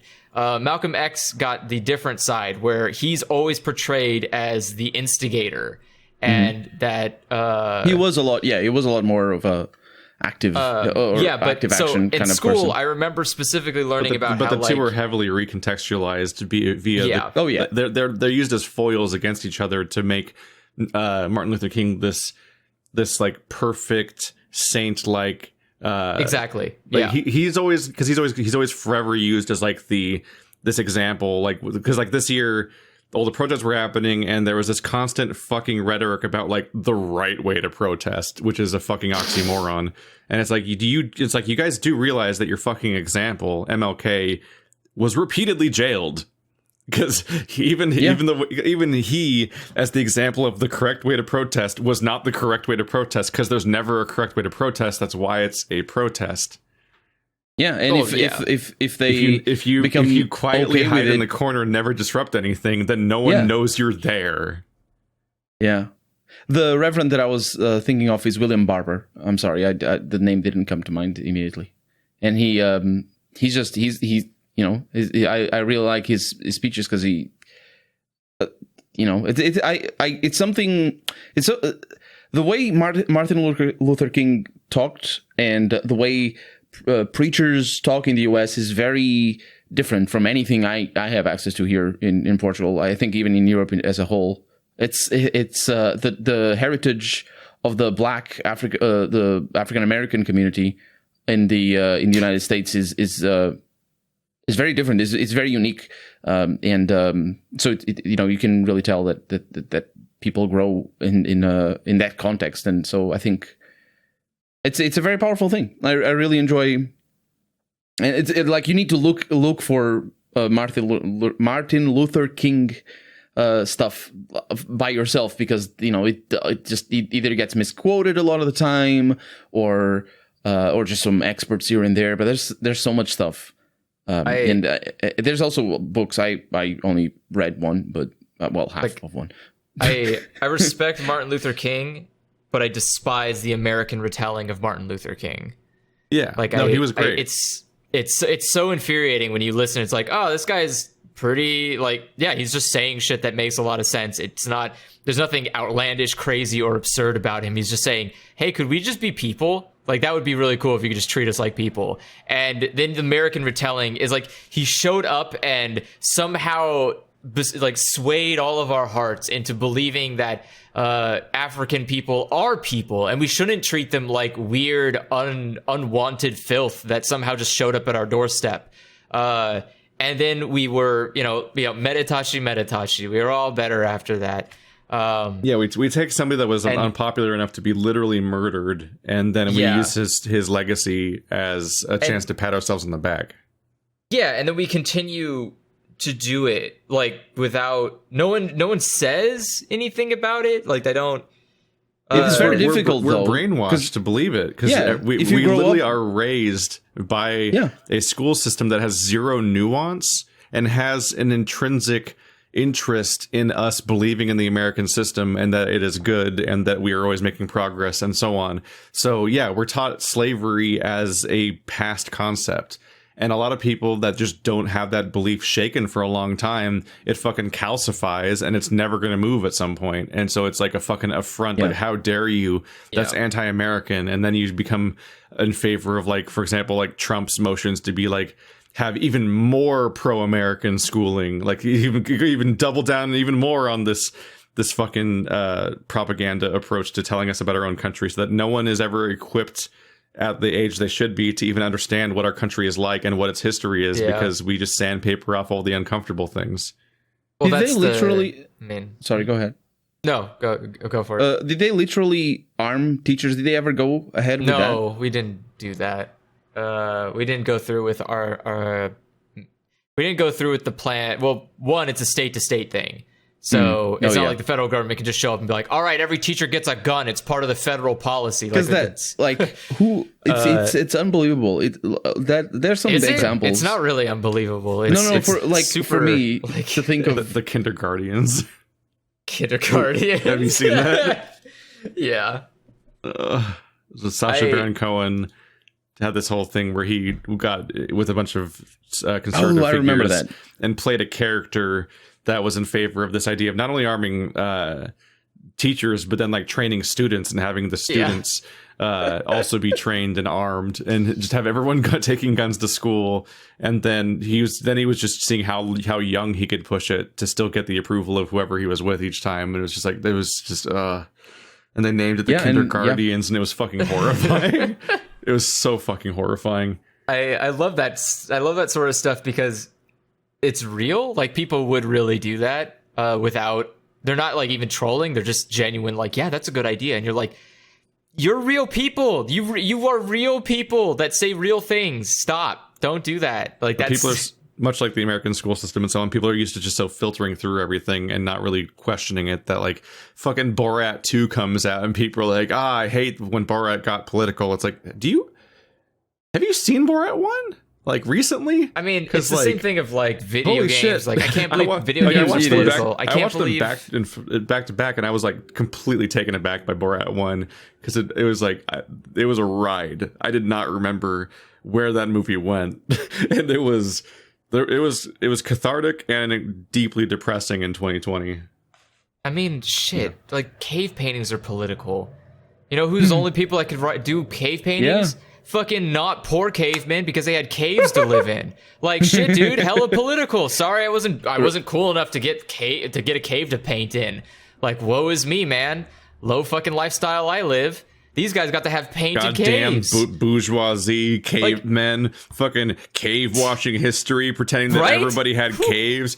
What happened to they say, oh, cavemen were created equal, but only people that look like this and were dudes could have caves. No one remembers that part of cavemen. Who has the free time to cave paint? We gotta hunt. We gotta build a village. We gotta do so much. This guy's sitting here building fucking making cave paintings. It's gentrification in the prehistory. That's what it is. Shit, man. God, it's like those like emperors that used to write poems. Like, how the fuck do you have time to write a poem? There's an army at your doorstep. He's like, yeah, but this haiku is just mwah, mwah. And I'm like, I'm fucking paleo gentrification. Yeah. It's laughable whenever people are like, I don't want politics in the thing. It's like, then don't consume anything. You know, the best thing to get rid of politics is to just close your eyes, because that way you just don't see that. You don't see anything. Like, oh, you feel it though. That's giving into the darkness lobby. I mean, shit. Great. I think sorry. No, it's great that sleeping is now political. What am I going to do? Right. I can never escape this now. The thing is, I think that's an extension of the don't speak politics at the table. Well, yeah, that don't speak politics at the table is, I don't want to be wrong. Don't tell me I'm wrong. Like that's all it is. Let me ignore the fact that there's people. Or it's, honey, there's a giant rift between you and Grandpa, and we're just gonna hope that you never find it till he dies. Yeah, and like that's the thing is, when someone comes up to me and says, "Hey, blah blah blah about politics," I say no and confront them, and they go like, "Well, I don't think like it's okay we disagree." It's like, no, actually, it's not okay that we disagree. Like I want to sit down right now and find out why the fuck you think that, because that is awful. You should not think that. There's a better way of approaching that though than the way you say it. There is, but I don't have time. I don't have time for that, because most of these people are adults, and I don't need to take time with it. Because honestly, if you're making these kind of fucking thoughts as an adult, we don't have time anymore. It's too late. If you're stuck in a conversation with them, then imagine you have time. Imagine that's you're there for a little while. There's no point. You're either going to change your mind or you're not. And going at it slowly, I don't have time to drip feed you intelligence. You either are born with it or you're not at this point, or not born with it. You either have it still or you've lost it already. Like there's no in between here. I don't think that's true. I think it's easy to. I mean, it's not. It's not true. How the hell do you read something on the internet and just go with it? Just you don't question it. You don't do anything about it. You just take that at fucking face value. That is such a level of intellect that fucking fish are better than you. It's not fish about. Have more thought. It's not about like your genetic intelligence or any idea I'm like not saying, that. It's just people. I'm not saying genetic intelligence. People's refusal to challenge themselves. But I'm saying that they see political comfort food that matches up with what they already think, and they just want to share it because it gives them catharsis. And instead of questioning that and having the risk of not getting to keep that good feeling they kept, they share it to then try to get even more good feeling out of it, because those are two separate positive feedback loops that you get on social media. Is like, one, you get shared things you already like algorithmically, and then if you share it in turn, you then get little fucking hits of endorphins from all the fucking feedback you get of other people liking it and so on. So like it's just like an automated process. It's up there with like when people like, I think it was like, I saw like 8th grade, I think, showed like children using social media on like Instagram and other similar platforms where they scroll like one image at a time and then like, and then scroll, then like, then scroll, then like. They're not even looking at any of the things. They're just mass liking all of their friends' things no matter what. It's like there's certain what feels like alien to me behaviors that are just so encouraged in you from a young age on certain platforms that just becomes your default way of dealing with them. And so it encourages you not to think about how you're interacting with things. Because I had to ask people about it, because I was like, what the fuck was happening in that movie? Why was she using social media like that? And it's like, Oh yeah, people do that all the time. I'm like, fucking what? Fucking what? They just sit there and scroll and mass like everything, and they're not actually engaging with any of the pictures or like caring about who's in them or anything. It's just fucking. There's like human bots. I have like a literal system with Twitter where I like stuff and I retweet stuff, but if I retweet something, I also like it. And that's because if I'm retweeting something, it's because I like it. So I do both. But I never retweet something unless I like it. And I never let's go back to the question about the people being dumb. Sorry, but the point I was trying to make was that it's intelligence to me is it's critical thinking. If you stop using that part of your body, if you stop critically thinking about anything, you lose intellect. I don't find you to be intelligent. I think you are just complacent and a fucking rock because you sit there and nothing changes about you. You are no better than a gravestone. But it's a bit of a trap because we took the place where people are least encouraged to think about what they're doing because it's like the comfort food website that just fills in the gaps of their life and like their time waiting in line and other shit like that. And it's just like a daily like endorphin loop where they just get their self-value by revisiting these websites over and over again and getting the self-affirmment from it. And then we made that place the most important place to be thinking about what you're doing. And it would always be the most important though, because that's where people are. No, but in the sense that like that's where people are. The people go wherever they are. That's the most important place. I don't get unless you control the message. Unless you have like a if they are watching television and you control the message, then television was the most important place, and now it's not. Now it's Facebook, and not really Twitter, but Twitter to a lesser extent. Just going back to the difference between Twitter and Facebook is that in Twitter you're constantly in a little bubble of like-minded people that you can convince yourself reflects larger reality, and Facebook is the one where there are constant bubbles that you can't find and don't even know exist, and they secretly represent like what everyone's up to right now. Basically, Facebook is the place where the larger reality comes to get you, where shit's actually happening that affects these elections and so on, and opinion, and these untraceable fucking wineries. God, just to go back to I wish I got endorphins from politics. I don't know how you people are surviving this way. I agree with you there. Like, fuck, dude. I get endorphins from one place, and that's just anime. And everything else is just a struggle that I have to constantly be thinking about and changing my views and being disappointed and upset and coming to the realization of every single thing. Like, and it's like, oh, I was wrong about this. Shit, I gotta get better. Oh, I was still wrong. I gotta get even better. I still was fucking wrong, and I gotta get better. Like, most people are not like that though, but there's a reason. That's why I define. That's what I mean. That's what I mean by intelligence. Is that when you stop doing that, like you essentially stop progressing, you stop moving forward, you stop being a thing. But let me just point out something here. I think from what I'm understanding from what you're saying, like I think when you say that people are not critically thinking, and I agree with you, that's what I would consider to be, generally speaking, intelligence. It's critical thinking, critical thought. There's it's not levels of critical thought, it's where you apply it. Because we all have our blind spots, we all have our perspectives and biases and all that sort of stuff.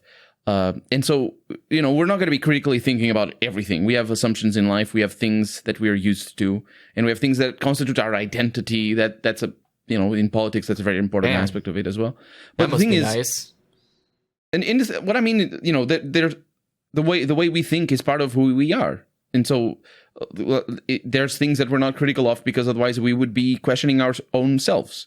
And it's I'm talking obviously not necessarily in things as high level as whether like the brain can't cite the source of every thought you ever have and think that you think so you constantly will, especially if you're a Let's Player, you'll just become aware of the fact that you will just constantly repeat things that are not true and not know why you thought the thing you thought, and you only find out via the comments that you're full of shit or something. Like it's the equivalent of like the number of people who think you swallow 8 spiders every year in your sleep.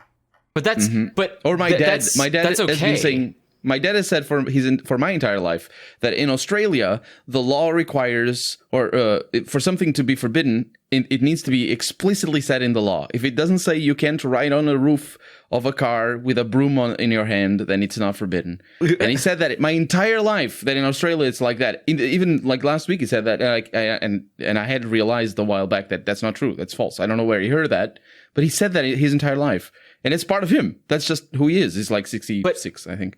So, like, can you imagine what it would be for him to be, oh no, every You mean every time I said that as a joke and people laughed, I was lying? I was Yes. always Imagine- full of shit. Yes, that's what you you would. tell. You just say him to his face. You're wrong. You've been wrong Yeah, your I said entire that, fucking and he life. refused to accept it because he's an That- expert in Australian law, obviously, and he speaks the language as well, which he doesn't. That's what they just speak English, and that's what no, I mean. no, he is doesn't. that- My dad doesn't. Oh, okay. Right. I gotta Yeah. remember that. Yeah, that's what I'm Yeah. saying. I'm just being Yeah, sarcastic it's, here. it's Portugal, Like, right? Oh, it's so right. absurd that he would say that I'm wrong in something that I looked up. But that's the thing is like No, that that happens all the to time, me. though. Yeah. That Yeah. is my problem. Like I have never lived a life where I wasn't wrong. I've been wrong 99% of my life. Every second I live, I'm wrong. What I'm and saying I is have there to are- constantly live with that, and I there have to are keep things- adapting and getting better. And like the fact that people don't do that baffles me. What do you Andrew, do with your life? What, Andrew. you just sit there complacent? You just Andrew. you lie to yourself? Like I guess I'm okay. I Andrew, have what done I nothing mean- wrong. What I mean is there are things that you as well never consider yourself to be wrong, even though you are. But if someone It might tells not me be- it doesn't, I don't Even when negate somebody it. tells you. Even when Yes. somebody tells you. No, I'm telling you, there are things where what you're criticizing other people for, maybe they're not as many because of obviously having a more, you're consciously aware that there's such a thing as critical thinking and you're doing an effort. And obviously it's not to the same level, but there are things where we all say in the face of evidence, we say that's not true. Sure, And maybe it's not as the best evidence, or maybe it's just somebody saying you're wrong and they don't present any evidence. But what I mean is the level of you can't expect everybody, especially in a society as ours, that exhausts people during the day because they need to work. Otherwise, they die. They literally starve to death. and I guess we're gonna have a lot there- better people left over. Like That's the point. That it'd be worse. Look at the people who are not starving. Look at the rich. like if They're the if ones someone that are tells the me worst. if someone tells They're me I'm never going wrong, to starve. then I find out if I was wrong.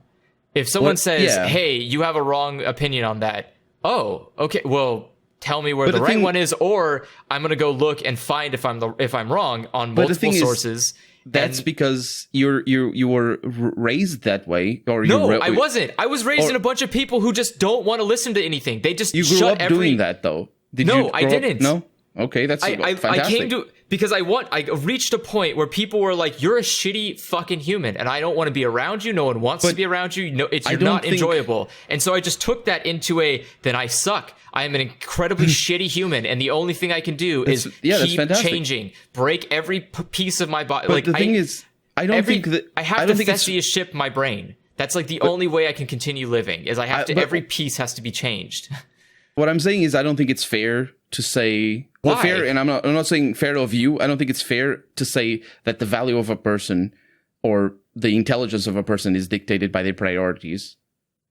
Because somebody might have different priorities, but still be very smart. And again, And you see that, for that's example, in fine. scientists, for example, they're generally very focused people that don't really care about politics whole lot, although some do, obviously. I'm just, maybe I'm wrong in this generalization, but imagine a world where most scientists are just all the nerds that we saw on cartoons when we were kids.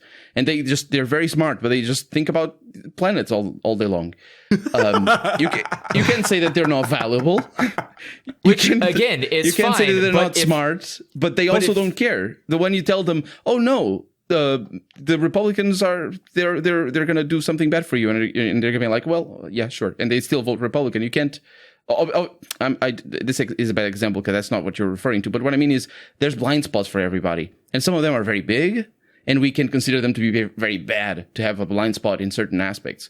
But I think my original point is we need to be very careful not to conflate being susceptible or being influenceable, which is most people are influenceable by advertisement and by just the groupthink and all that. Being influenceable with being not smart, because those are two different things, I feel. And I think it's sometimes, and this is just going back to when we were starting this part of the conversation. Sometimes all you need to do, instead of saying you're wrong and here's why you're wrong, all you need to do is be like, I hear you.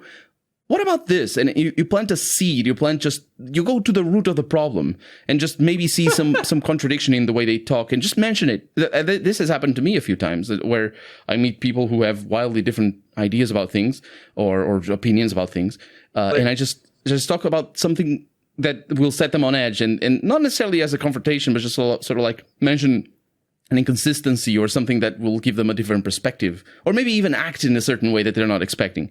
And that's enough. And it has been enough for me, for example. I can say that from personal experience, there are things that I think today that I do because of the people doing that to me, knowingly or unknowingly. You know, I've had a case where I was talking to somebody at random at the library of my college that I'd never met before and would never see again. But I don't even remember what the fucking risk was that I was discussing, but I discussed what was essentially like that risk diagram concept, where it's like there's four things. There's two options. Do you prepare for the bad thing, or do you not prepare for the bad thing?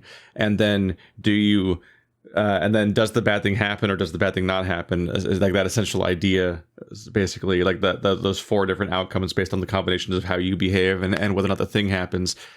And I use that as like as an argument for an idea, and I don't remember what we were discussing necessarily.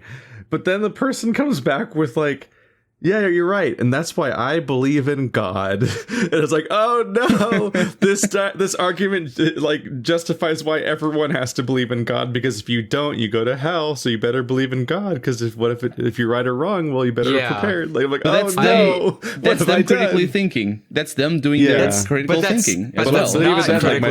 Even then, my first reaction to that is to be like, oh God, he's completely dismantled this entire concept of what I'm talking about, and I need to never use this argument again and never think this way again, because clearly this doesn't work. And then the next day I think about it on the drive home, and I'm like, wait, but I was talking about it in terms of things that can conceivably happen, whereas he was talking about it in terms of like, will a dragon attack tomorrow?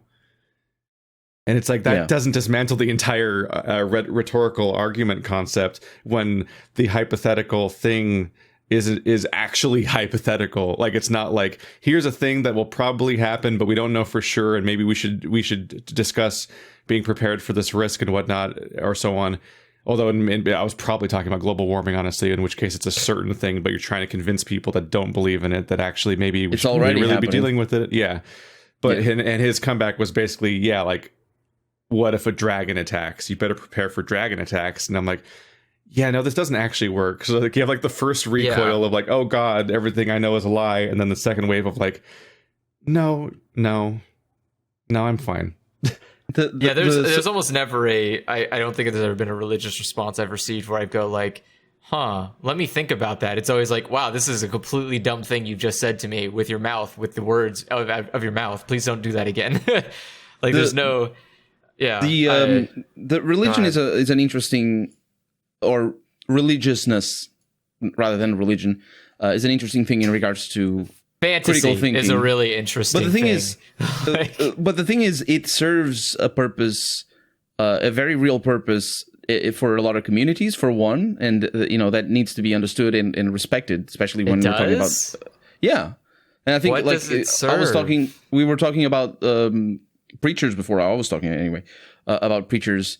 And as far as I understand it anyway, in the US, the Black Christian church is a very different type of church and religion, not necessarily religion, but, sort of group, than the white Christian church in the US.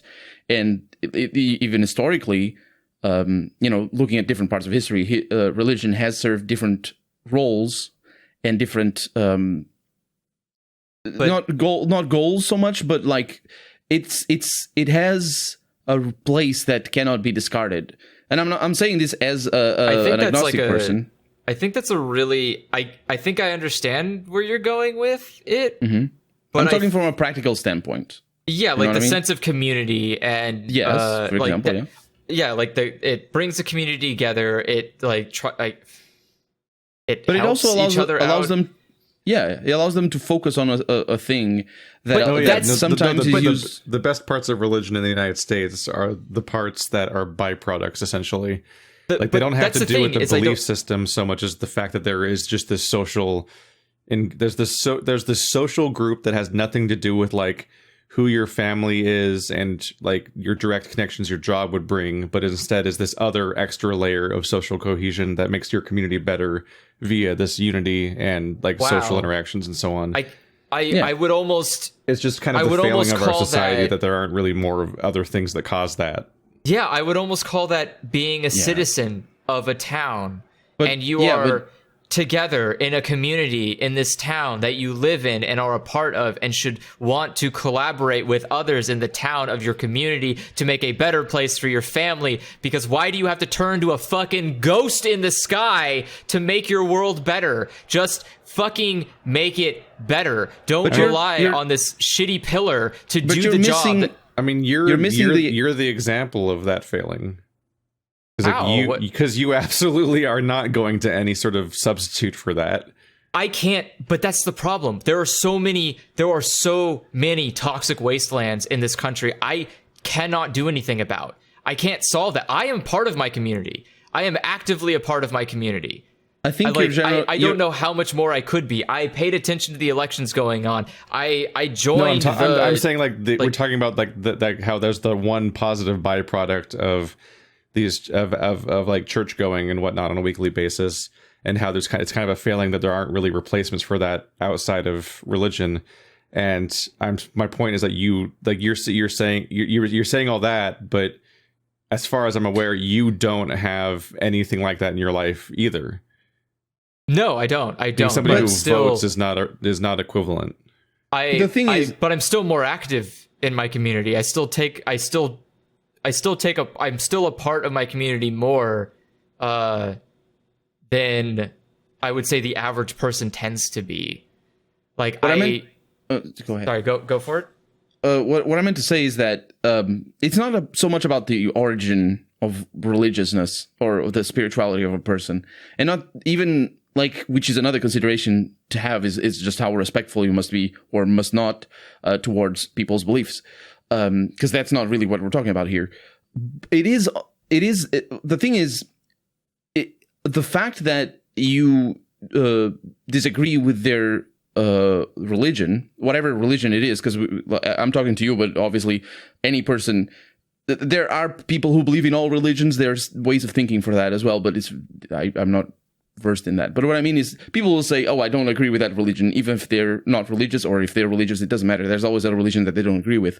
What I mean to say is, if you don't agree with somebody's religion, it isn't, the criticism can't be that you're wrong because your religion is wrong, because that is similar to saying somebody criticizes capitalism and you say, you're wrong because you still have money and you still work and you still pay taxes. But I see you participate in society. Very interesting. I'm very intelligent.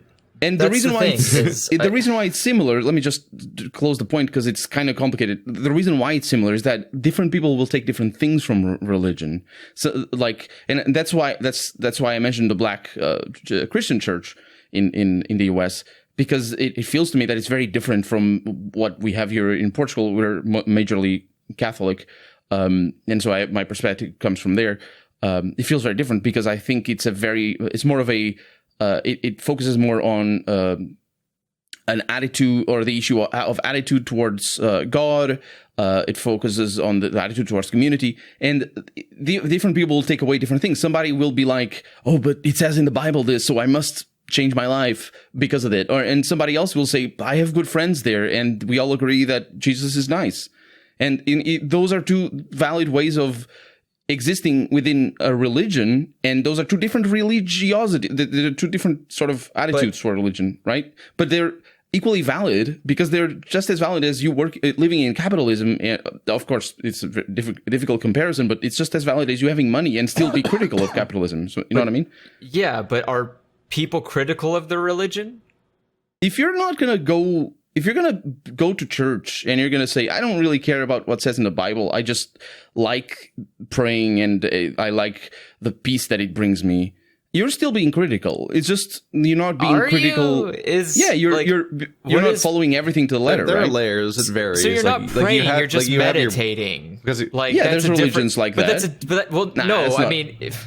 There's a wide spectrum of people, because there are definitely the people that are basically Bible scholars, and they know, like, you say a name and a few numbers, and they know what it means, and they've spent literally a week deliberating on what they think that means to them, and so on. Like, there's people who definitely critically think on that level, but then there's also the people that just you get like 30 seconds into a religious conversation and you're not even trying to antagonize them, but you accidentally ask a question they've never asked themselves before, and it kind of shakes You're them. Satan all of a sudden. And they are immediately mad at you and leave, and you don't fully understand what happened. Yeah, those are the people. Those are the people I'm talking about. But you those also are the like, problems. but you need to be aware of that. You need to be there's certain sects of religions, certain religions that are a lot worse. I don't care about you know? I don't care about made up things that make you feel good at night. What I care about is do you critically go into all information you receive? Like when someone says something or you read something, you're coming at it like how you're coming at it from. I would argue. And here's a good example. 90% of everything people say is probably a lie. And you're going to need... like Anna being able to headshot. Yeah, exactly. Exactly. I was fucking wrong. Can't? Yes, she can't headshot. I was a fucking idiot. I thought she could. And I was a super fucking idiot. Yeah, told you were real smug about it, and then I accepted it from you. And then I was like, "You guys are full of shit," because Andrew's played this game for hundreds of hours, and he's telling me it, so he's clearly right. Yeah, no. If you headshot as Anna, it does the same thing as a body shot. No matter where you shoot somebody, it does the same damage over time or heal over time. And I am completely the fucking idiot there. Just completely the fucking idiot. And that's fine, because now as Anna, I don't aim for the head. I just shoot people wherever the fuck I get them. In the leg, in the body, in the butt. I don't give a shit. I'm gonna shoot you. It's the same damage. So like, but I don't tell people that. I don't tell people Ana does headshots, and that's fine. I didn't stop playing Overwatch because I was wrong about how fucking Ana worked. I didn't stop playing Ana. I just accept that I'm wrong, which is a thing that I am every single day of my life. I adapt, I learn, I move on. That's the thing I don't get, is the people Andrew, who don't want to do that. You're looking at it. Yeah, I don't think you should do that though. Why? You're looking at, because that's the way you are. It doesn't mean that everybody should be like that. But I don't. And certainly, you know what I mean? If somebody is like, you should question everything. Everything should be questionable. There are no truth, no facts, no. But Andrew, you don't question everything. Nobody does that. We all have our blind spots. I mean, there are things that I think I'm confident in, and then when someone tells me I'm wrong, I look up to see if I'm wrong, and if I am, I change my view. But like. Everyone should do that. That's a base level. That's like that's level 1. That is level 1 of like the fifth level. The fifth level is knowing everything. What's the fifth key? What's the fifth note in a C major scale? I don't know. I don't know music. Yeah, you don't question. See, if I tell you that's a D, then you don't question if I'm right or not, right? Well, I don't know music, so I would have to look it up and see if you're wrong. But it doesn't matter because you don't really care for it. Like, I'm just throwing an example out there. You know what I mean? I'm saying really a phrase. Like, if you're saying... the issue with that example, I think, is that it's so divorced from his experience base that it's less that he's going to absorb your information non-critically and then continue with it. It's more that he's going to hear something uninteresting that he has no context for, and something technical is going to be mentioned, and then he's going to immediately forget that you ever said it. Yeah. Like it's... That's the thing. That just buttresses my point. Like, we all have our blind spots. They might be in different places, but we don't question everything. Which is fine. Tell you, I get that. I'm accepting that. There's also no stakes. I can't get everyone to be perfect. I just want people to understand that they are not. Like, that's what I'm trying to get. When you come up and tell me that such and such is opening Napa for his winery, and I go, is that true? Where did you find that? And you go, oh, it's definitely true. That's not the right answer. The right answer is, let me show you where I saw that. Let me bring out the sources. When I say something, like I say, oh, I read an article about something, I try to go and find that article immediately, because I cannot tell you word for word what was in that article, but I remember the contents of it, but I don't know the exact specifications. But I know I read the article, and I'm going to find the article, I'm going to tell you the article, then I'm going to tell you the facts, so that way I don't fuck it up. That's the way I approach it. But are you saving that person from thinking something wrong in the future in that same subject? The point is, if you're wrong, you should be told you're wrong, and then you should on your own, do the research to either find out if you were wrong or if that person was bullshitting you. And if they were bullshitting you, then you go back to the person next time and you go, you were bullshitting me. This is a completely wrong thing. Like, but I think that's similar to giving a person a fish or teaching them to fish themselves.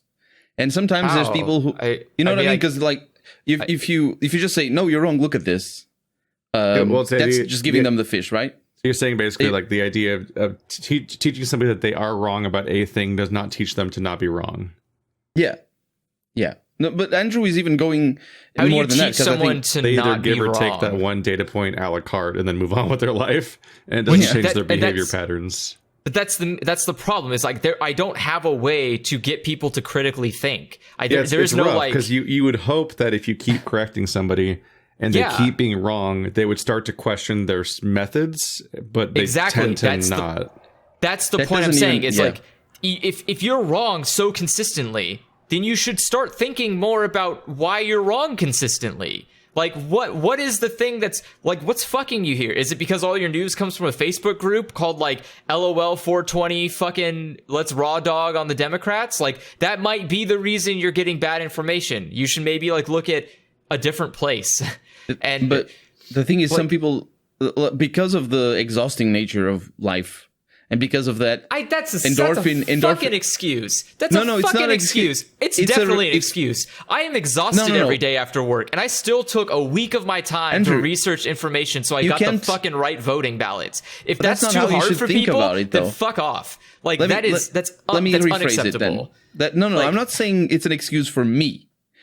Like, yes, it is an excuse, but it is a reality. For anybody.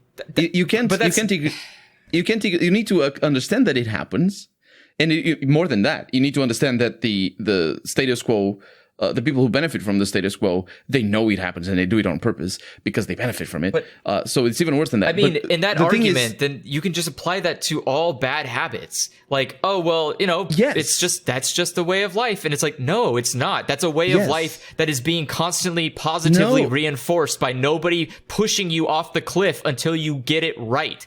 Like, but when you push them towards wherever, off the cliff or otherwise, you need to understand that. You need to understand that there's a reason behind that. Because if you don't address the issue, or if you don't at least show them why they might have wrong political ideas, and if you don't tell them they want to keep you in the dark, and they do it because of this, because you're tired, and because you go to a Facebook group to feel nice and just rag on Democrats or whoever.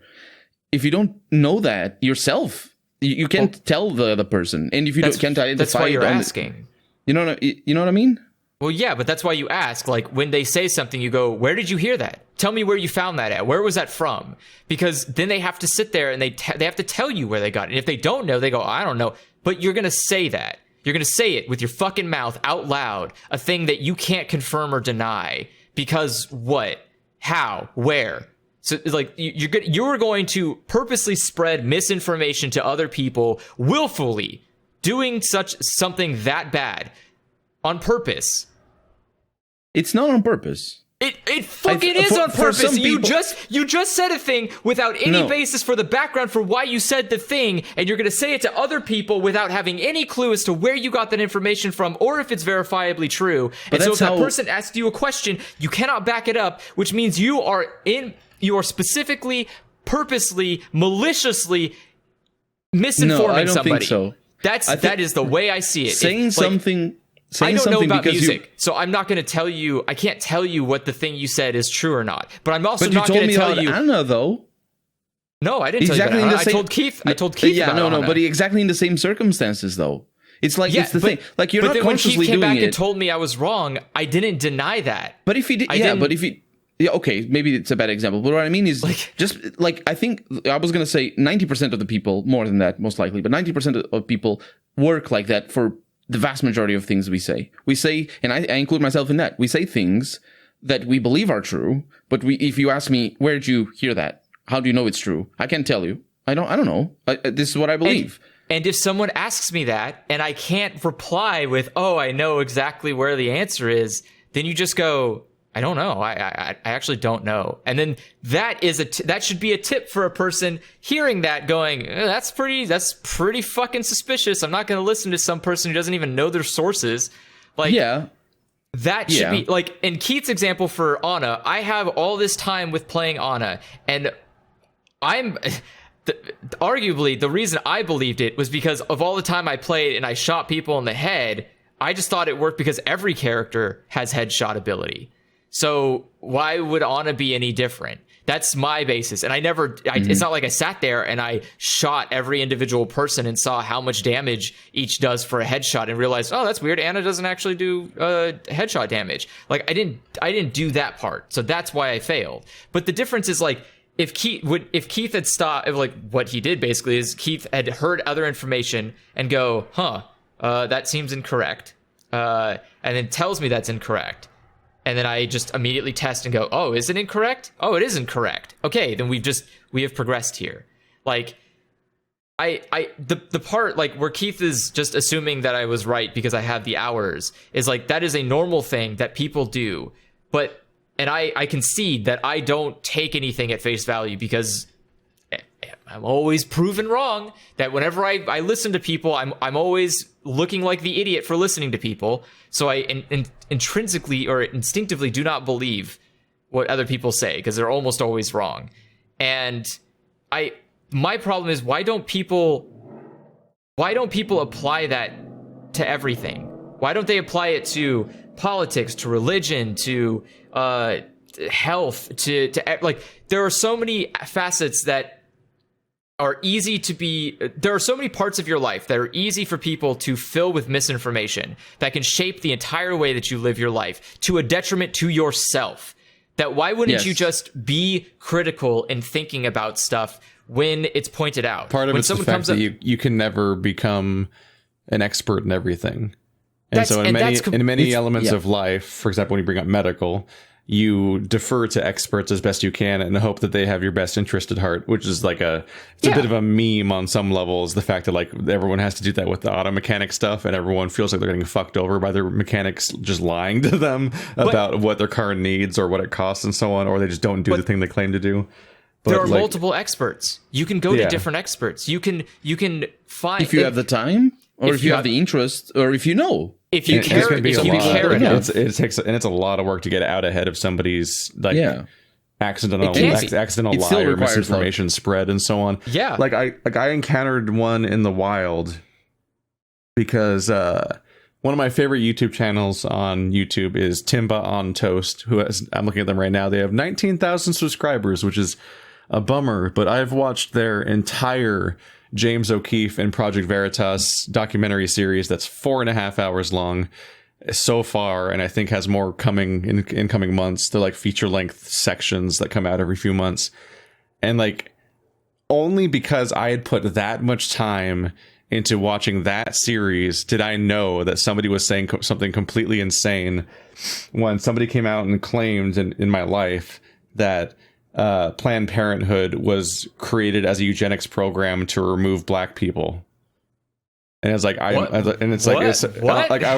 I heard that insane claim, I would probably be immediately suspicious, but I would have no idea why they think that, where that's coming from, and so on. But it was only because I'd already been pre-educated about that exact concept. I'm like, oh, this is some Project Veritas bullshit. I'd already know about this, that I could call them out on exactly what's going on and why they think they know that and where that came from and that entire bizarre well, because in this one rare case, I already know about the winery. But it's so much work to get out ahead of all of those things and be able to actually correct people. And that means that people just say, and sometimes insane things, like the idea that that Planned Parenthood is a eugenics program, or that Australians, nothing's illegal unless they literally write down every single condition of that exact thing being illegal, like they're fucking creating a missed age in their book. Until you know exactly those things in such detail and educate, it's so much easier. There's such a difference in inertia between accepting strange theories like you swallow 8 spiders in your sleep every year, or the idea that fucking daddy longlegs are the most poisonous spider in the entire world, but their fangs are too small to actually puncture your skin, so they're harmless. Like, you hear those completely insane things. That's such an interesting mixture of myths. And it is so much more work to know why they're wrong than to just hear it and move on with your life. And then in many cases, accidentally internalize things that you've never verified, because you can't. All of your thoughts don't come with like bibliographies that remind you where you heard them and why you think you know them and so on. And that is like an endless, infinite prism. And one of the funniest things ever was finding out that daddy longlegs not only are not incredibly poisonous, but they're also not spiders. Yeah, they're not spiders. Like, they're what not the spiders, fuck? Yeah. Fun fact, all spiders are poisonous, and it is the fact that a vast majority of them won't be able to poison us because their fangs are too short. But what? Daddy longlegs are fucking all them hunt with poison. They're like a little puck with legs. Yeah, they're not spiders. I wasn't even sure they had poison. No, they don't have poison. They're just arachnids, but they are arachnids in the way that like scorpions are arachnids, because it's just right. that whole 8-legged family. But they are not they're not spiders. It's just a fucking dust ball with legs. They're weird looking. They're weird looking. I went to my grandpa's house at one point in Texas, and I walked out their back door, and it had an overhang where the second floor stuck out a bit over the bottom floor, so it's like a little porch shaded area. And I look up, and the entire ceiling outside is covered in just a network of daddy longlegs. Just every fucking inch of the ceiling above me is so weird. Is just covered in them. It's like fur, isn't it? It's terrifying. It looks like some of the fucking haunts that happen in Silent Hill 4, where the wall starts rotting and turning into an organism or something. Or like that one time I saw like migrating monarch butterflies, and I look up, and we were supposed to see where the butterflies are, and I look up and I see the tree, and I'm like, I just see a tree, I don't see anything. And then you realize, oh, that tree doesn't have leaves. Those are all butterflies. That whole tree is butterflies. Yeah.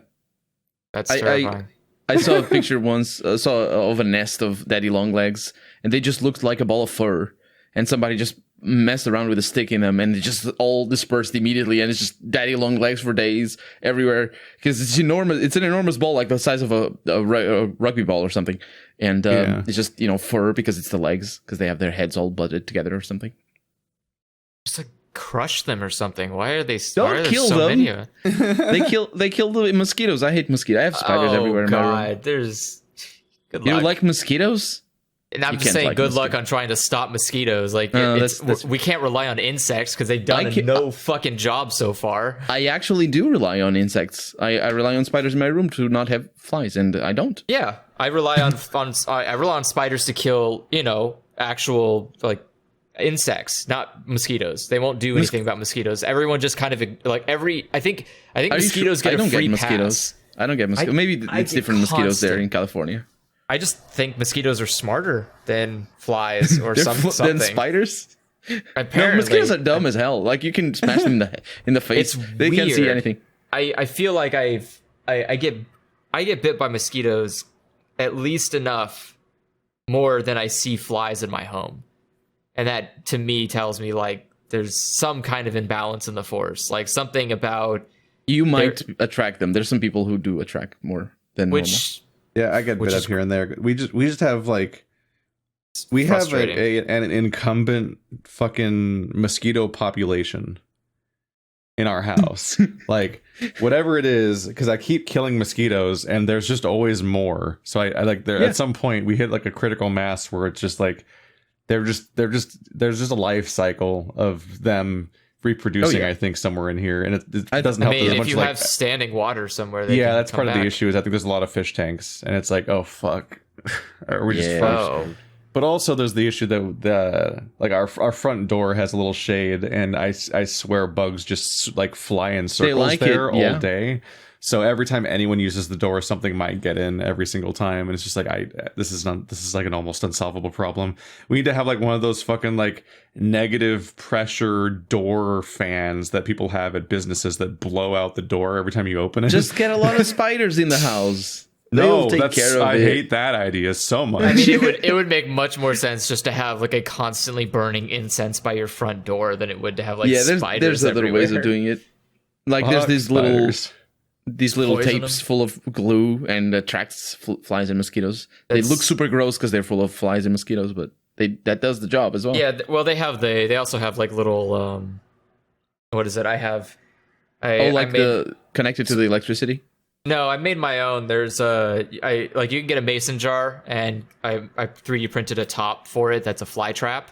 And then I've seen those. You go to the store and they sell this powder stuff that you put in, and you mix it with water, and it creates like a scent that is in a lab bioengineered to attract flies. But it's for only flies, not mosquitoes. And so they all fly in, and then like after a week, you have to empty it out because there's a bunch of dead, withering fly corpse in there.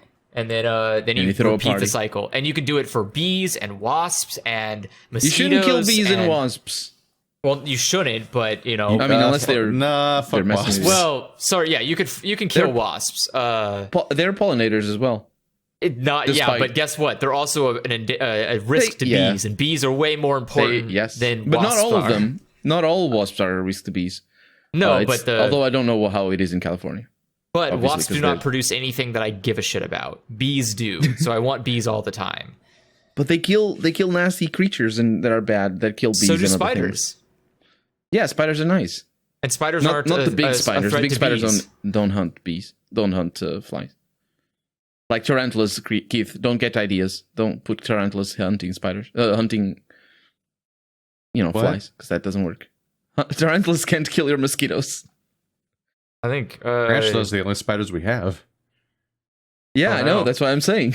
It's just you need to get the proper ones, not tarantulas. That's for hunting rats or something. What do they eat? Rats. I don't know. I've seen them. I've just seen them in the wild in the I desert. think they can also eat bigger insects. I think it's just whatever they can catch.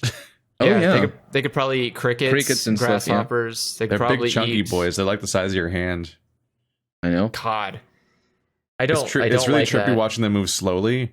Because I on one of my geologic they trips, can I move saw fast. one of them when the sun was setting, and we just walked by, and it was just moving. It was like watching a spider in slow motion. Like all that skittering that they do, like all 8 of its legs were moving at the exact same pattern it would be doing if it was going fast, but it was moving like 1 inch per second. So it was like a slow motion spider. Like it doesn't have a different walk like horses and people do and whatnot. It just has like slower walking. So it was doing the exact same cycle in like slow motion, and it was just very gradually making its way across this clearing, like it was conserving energy in the cold or something. It was just like a strange trippy thing. I hate spiders, but only when they're like in my house, because that's mostly because I'm idle here. Like I go to the shower, and I go to my computer, and I go to bed, and I just do things where I idle and I surrender to my environment and trust in my own unperturbed safety and whatnot. And that's when like they can just come descending down and come after me, and that's just like an uncomfortable thought. Whereas when you see them in the wild, it's like, oh, look at that thing's fucking neat. It's also notably hours from where I sleep. So now it's just a fun experience. Like, check out this tarantula. It's not in my house. It's my favorite thing about it. Second favorite thing is that it's got a bunch of legs. If it's defanged, it shouldn't be a problem, right? Well, it's a wild anyway. tarantula. Oh, the one, yeah. Stephanie does have at least one tarantula. I don't know if it has fangs or not, but I don't think tarantulas are normally really a threat to people anyway. Are they not? Some I don't are. think so. I've seen a video that the longer ones, there's some that are like yellower and longer. Those are a little bit more aggressive, but the big fluffy ones. Yeah, the ones that people have as pets are normally the ones that are fuzzy brown ones. Yeah, those are chiller. I don't like that at all. I don't. If like the bigger an insect gets, the faster I am to kill it. So a tarantula is not an insect. So like if there's a scale, the bigger an insect, the faster you will see me kill it upon seeing it, is how you would gauge that. And so like a daddy long legs, I am completely pacifist about. I care very little about its existence, and it poses nothing to me. But like seeing a giant moth on the side of my apartment building when I'm going out Moths for a are walk. pollinators as well. What was that? They're pollinators as well. Well, don't get too big then. I don't accept that. So You go aggro on moths? if they're big, if they're big enough. They're I saw really a moth, dumb, though. I saw a moth that was like it was laying on the, it was like sitting on the wall, and just sitting on the wall, its wingspan was about the size of my hand, and it was like, Yeah, all right, well, took the shoe off and smack right on the wall. No Holy more. crap. Damn. Nope, you Murder. cannot. I will not let you be that big of an insect near me. That's your. I would you see cannot that. do that. It's like you're afraid of them taking over. I would see that and be like, oh, that's fucking neat. Yeah, Oh, moths are pretty neat. But also, it's It's- that motionless. It's probably dying. Well, I get a nice view of it. It's still on the wall. No one's cleaned it up. It's still there to this day, just sitting there. I don't like that I- either. I yeah, mean, no. it's not alive. I've made some mistakes in my life where insects have come back to haunt me. Where I remember in like Palm Springs having a vacation, and me and Mackenzie went out. Or coming back from the pool, and there's this huge, fat, disgusting, like cicada-looking thing. I think it was a locust actually, but it was just sitting there on the door, and we couldn't get into the room, into our hotel room, because this fucking giant locust was there. And so we both did rock paper scissors 3 times. I lost. I went over and I smacked it with my shoe, and went on the ground.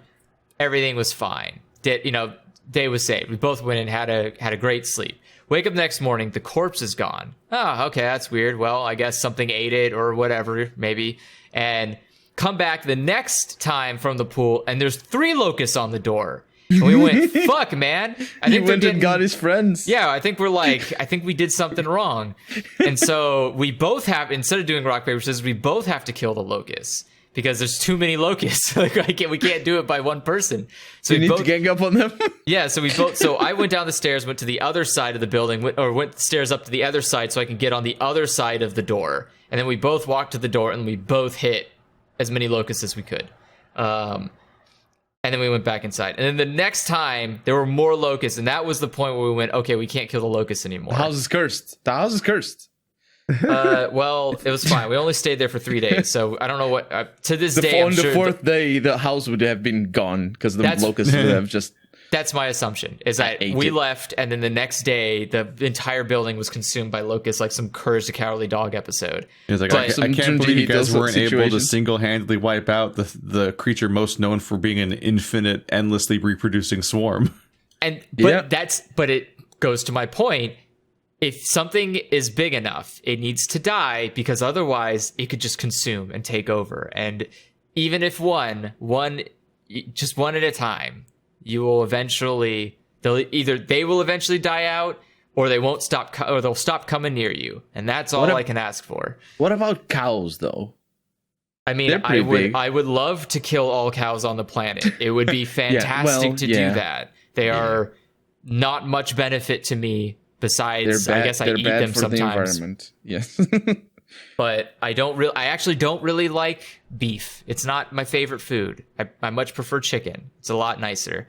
So Yeah, I've And pretty chick- much stopped eating all red meat. yeah, And chicken, yeah, me as well. I Chicken pretty has much the just advantage eat- of I being pretty much just eat really chicken dumb. and fish. yeah. If I could eat fish every day, I would do so. The problem is that trying to find good fish inland, even in California, is not great. I would like food it You more. know, I'm a trash person. I just buy these these packs of frozen swai fillets. Oh God. Is it It's not like, oh, good? that's a decent amount of fish, and it's a whole bunch of them in one pack. It's like, all right, I can work from there. I get my fish from the butcher in the grocery store, so I go there and I ask them for give me a pound of shrimp, and then I throw it in the freezer. Shrimp and I isn't take out- fish. Huh? Shrimp isn't fish. Well, I get shrimp, I get catfish, I Okay. get salmon, Ooh, I get I don't like catfish. That's codfish. so, That's that's just bad sardine. There's just Bad- a seafood section in the butcher, and I go there and I get my seafood there, and then I go home, throw it in the freezer, and then just take it out as I need it. Don't they sell pre-frozen stuff? They do is sell it- pre-frozen stuff. Most of it's already set up the way you want it. Like if you want it breaded, it's already breaded. If you want it not baked. It's what's the word I'm looking for? Delayed? Not filleted. It's when it has the oily crust around it, like it's already been dipped in oil. Seasoned. Not seasoned, but like actually like frying oil, like fish and chips, like in British fish and chips, like that kind of. They already have like. Oh, you mean like the deep fried like crust? Yeah, that's deep fried. That's not breading. Yeah, the deep fried crust. There's some you can get frozen ones that are those, and there's. I don't trust food or like fish or meat that is in the packaged area like that. I just don't like waiting. So that's fair. I don't deal with any of the breaded things or the deep fried things and whatnot, because you're supposed to prepare those by putting them in like a toaster oven or something.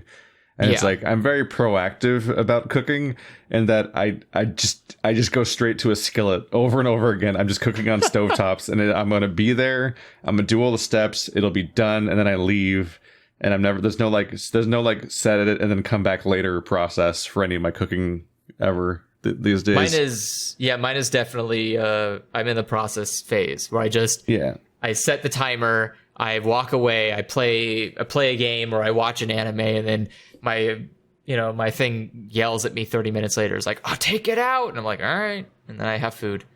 Part of me doesn't like the idea of like being on call. Like, I leave and I'm waiting for something, so I can't really commit to anything fully because I have to be ready to interrupt it for whatever, and that kind of feeling. But also I always feel like I never quite get it right either. But no, I'm always like, I take this frozen fish and I put it on a pan. And I'm cooking it down on both sides and like flipping it here and there until it's getting better, and then halfway through I add a bunch of like veggies into the pan and some seasoning, and then I keep it cooked until it's like getting flaky and ready to start coming apart.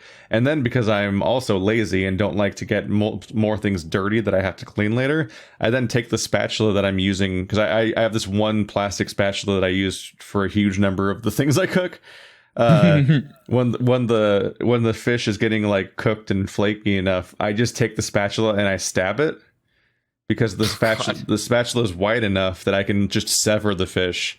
So I just quickly go down the fish, and that quickly turns it into a bunch of little strips, and so then I don't have to come back and try to cut it up later with like any kind of other utensil, because it's just already apart. And then I stir the chunks of fish with the veggies, and then I put that in a bowl, and then I eat that I'm like, haha, I only need a fork. Put like teriyaki sauce or something on top of that. That's my school of cooking as well. Although not with the fish, I don't like it. Yeah, my most common thing has been a swai fillet with mixed veggies, and then I microwave a bag of fried rice. And so then I put the fried rice in the bowl, then pour the veggies and fish over that, then pour teriyaki sauce over that. I kickstarted a cooking sheet, and they're called like cheat sheets, and it's so you get a cooking sheet, and then you get these not plastic, they're it's some kind of material that's good, you can put in the oven and it doesn't melt or anything like that, and it's not plastic, so it doesn't like get stuff on the food. It's this kind of material, and you put it, and it comes in different shapes and sizes. And so you in the cooking sheet or cooking tray, you put the amount, the size boxes you want or whatever. And so you can put like your peas or your vegetables in one, and then your meat in the other, and then whatever else in the other, and then you put it in the oven. And so what I do is I cook complete meals with just one tray, and then I just keep adjusting. I just adjust the temperature accordingly. So like, for example, if I'm cooking fish, then I'm cooking it at a certain degree in the oven, and I'll cook along with vegetables. And so I just do the math of, okay, well, if the vegetables need to be cooked on, 300 degrees for 30 minutes, and if I'm cooking the fish at 420 degrees, then I can cut off this much time from the vegetables. And then once the fish is finished cooking, if it's not within the time before the vegetables are finished, I can lower the heat on the oven for the vegetables, and then cook the remainder of the time normally, like that sort of stuff. So there's like a lot of planning in the beginning, but then once the execution happens, it's a lot less. Like, it's a lot easier, and then I can get a huge, full, like, nice meal at the end of it, rather than I hate doing the thing where I have like 6 pots and pans and I'm trying to like fuck around with that, and like then I got to clean all those at the end of it, and then it's just like I'm sitting there and I basically did a full round course meal for a restaurant, but I don't got any staff. It's just me. I'm the idiot. So I'm like, oh, cool. I have a really nice meal. I sit down and I look over and there's like 17 dishes in the sink. And I'm like, well, I wish I had a busboy or something so I could clean I'm a these real dishes. piece of shit when I'm cooking, where I'm like, I do not want to deal with a bunch of dishes afterwards. So if I'm cooking stuff that ideally should be cooked in a parallel pan on the same stovetop, I'm like, I'm going to find a way to put it in the same pan. I'm just going to find a way, because I don't want more dishes. I want I want one pan of dishes maximum. Yeah, that's why I like the things. So the things that I cook in, that I was talking about, the cheat sheet things, when you're done with them, you can just they comes with tops, so you can put the top on it and put it in the fridge. And so all I do is once I finish cooking the individual pieces, then I just take it out. I take the part I want out, put the lid on, and then I put the rest in the fridge. Done. I don't have to. That's the easy part. And then when I'm done, when I finish eating all of it, then I can clean it out. But I can, you're staggering the cleaning rather than having to do it all at once. Like, you cook, then you clean, then you eat, or you cook, you eat, then you clean. There's no good system for that. But it is nice if you cook, you eat, and then you live your life. Oh, and now it's time to clean way later, like super later in the future. And you're like, oh, this is perfect. Like, now I have the time to clean. So, I don't know. Cooking is a pain in the ass, especially when I just microwave a lot of stuff. That's exactly the habit I'm trying to break. Is that I had my dark ages where I lived at Marty's place, and there was not enough call those space. The bachelor ages. There was a period where there were like 6 people competing for space in one fridge, basically.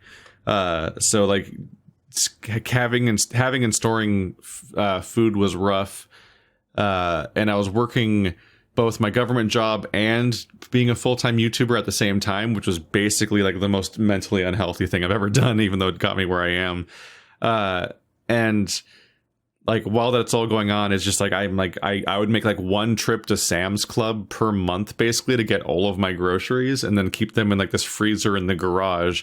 And then I was pretty much just I was pretty much living out of a microwave like every day. So I'd have as Andrew's aware of, I'd have like that fucking microwavable breakfast sandwich every morning. And then like I had like a variety of different, like, usually it's like there was like gyudon and stuff like that. Like there's different like this kind of thing over rice, microwavable dishes were like my daily food every day. And it was just like a thing, because I was just like, I need every single moment I'm awake to do one of my 2 jobs. So I'm just going to do this like affordable, not time consuming thing that makes me eat every day, and that's just gonna be how I live. And it was not great.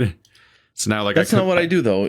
Like I basically cook a batch of rice and I take it out and I mix it with other things, or some potatoes that go well in the microwave as well. I just heat it up in the microwave. Like, I cook it first, but then I just eat it when I need to. It's like yours is more like one of those like Japanese cooking shows where you cook it out of a microwave.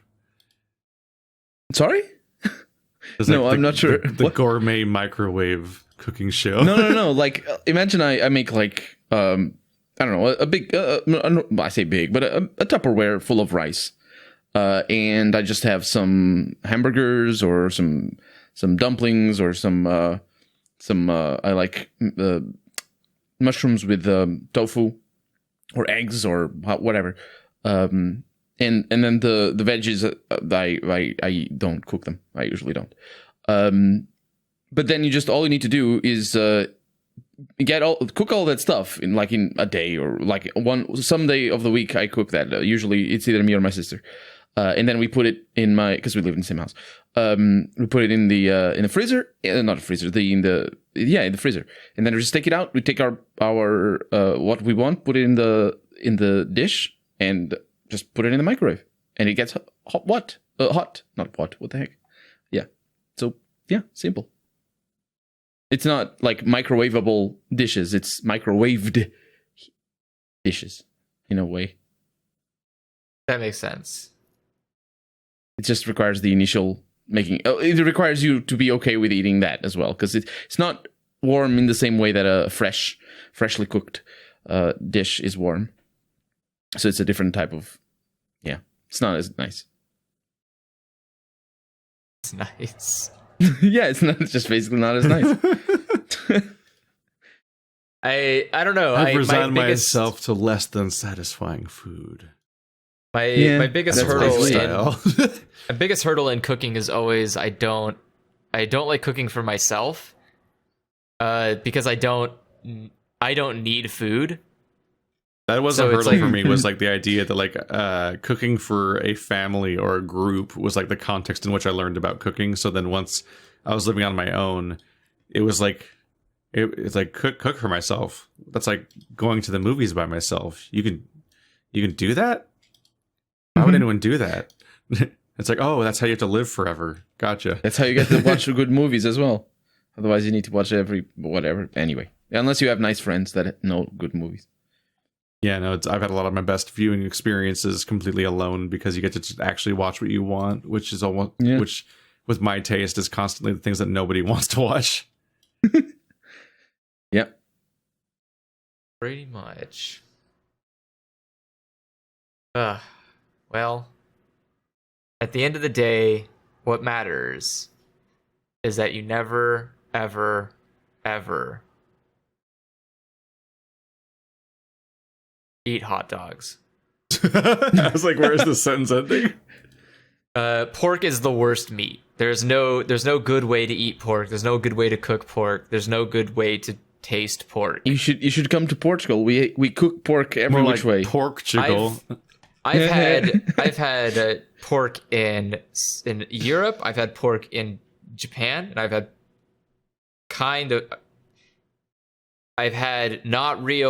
synthetic pork in Dubai, and none of them are good.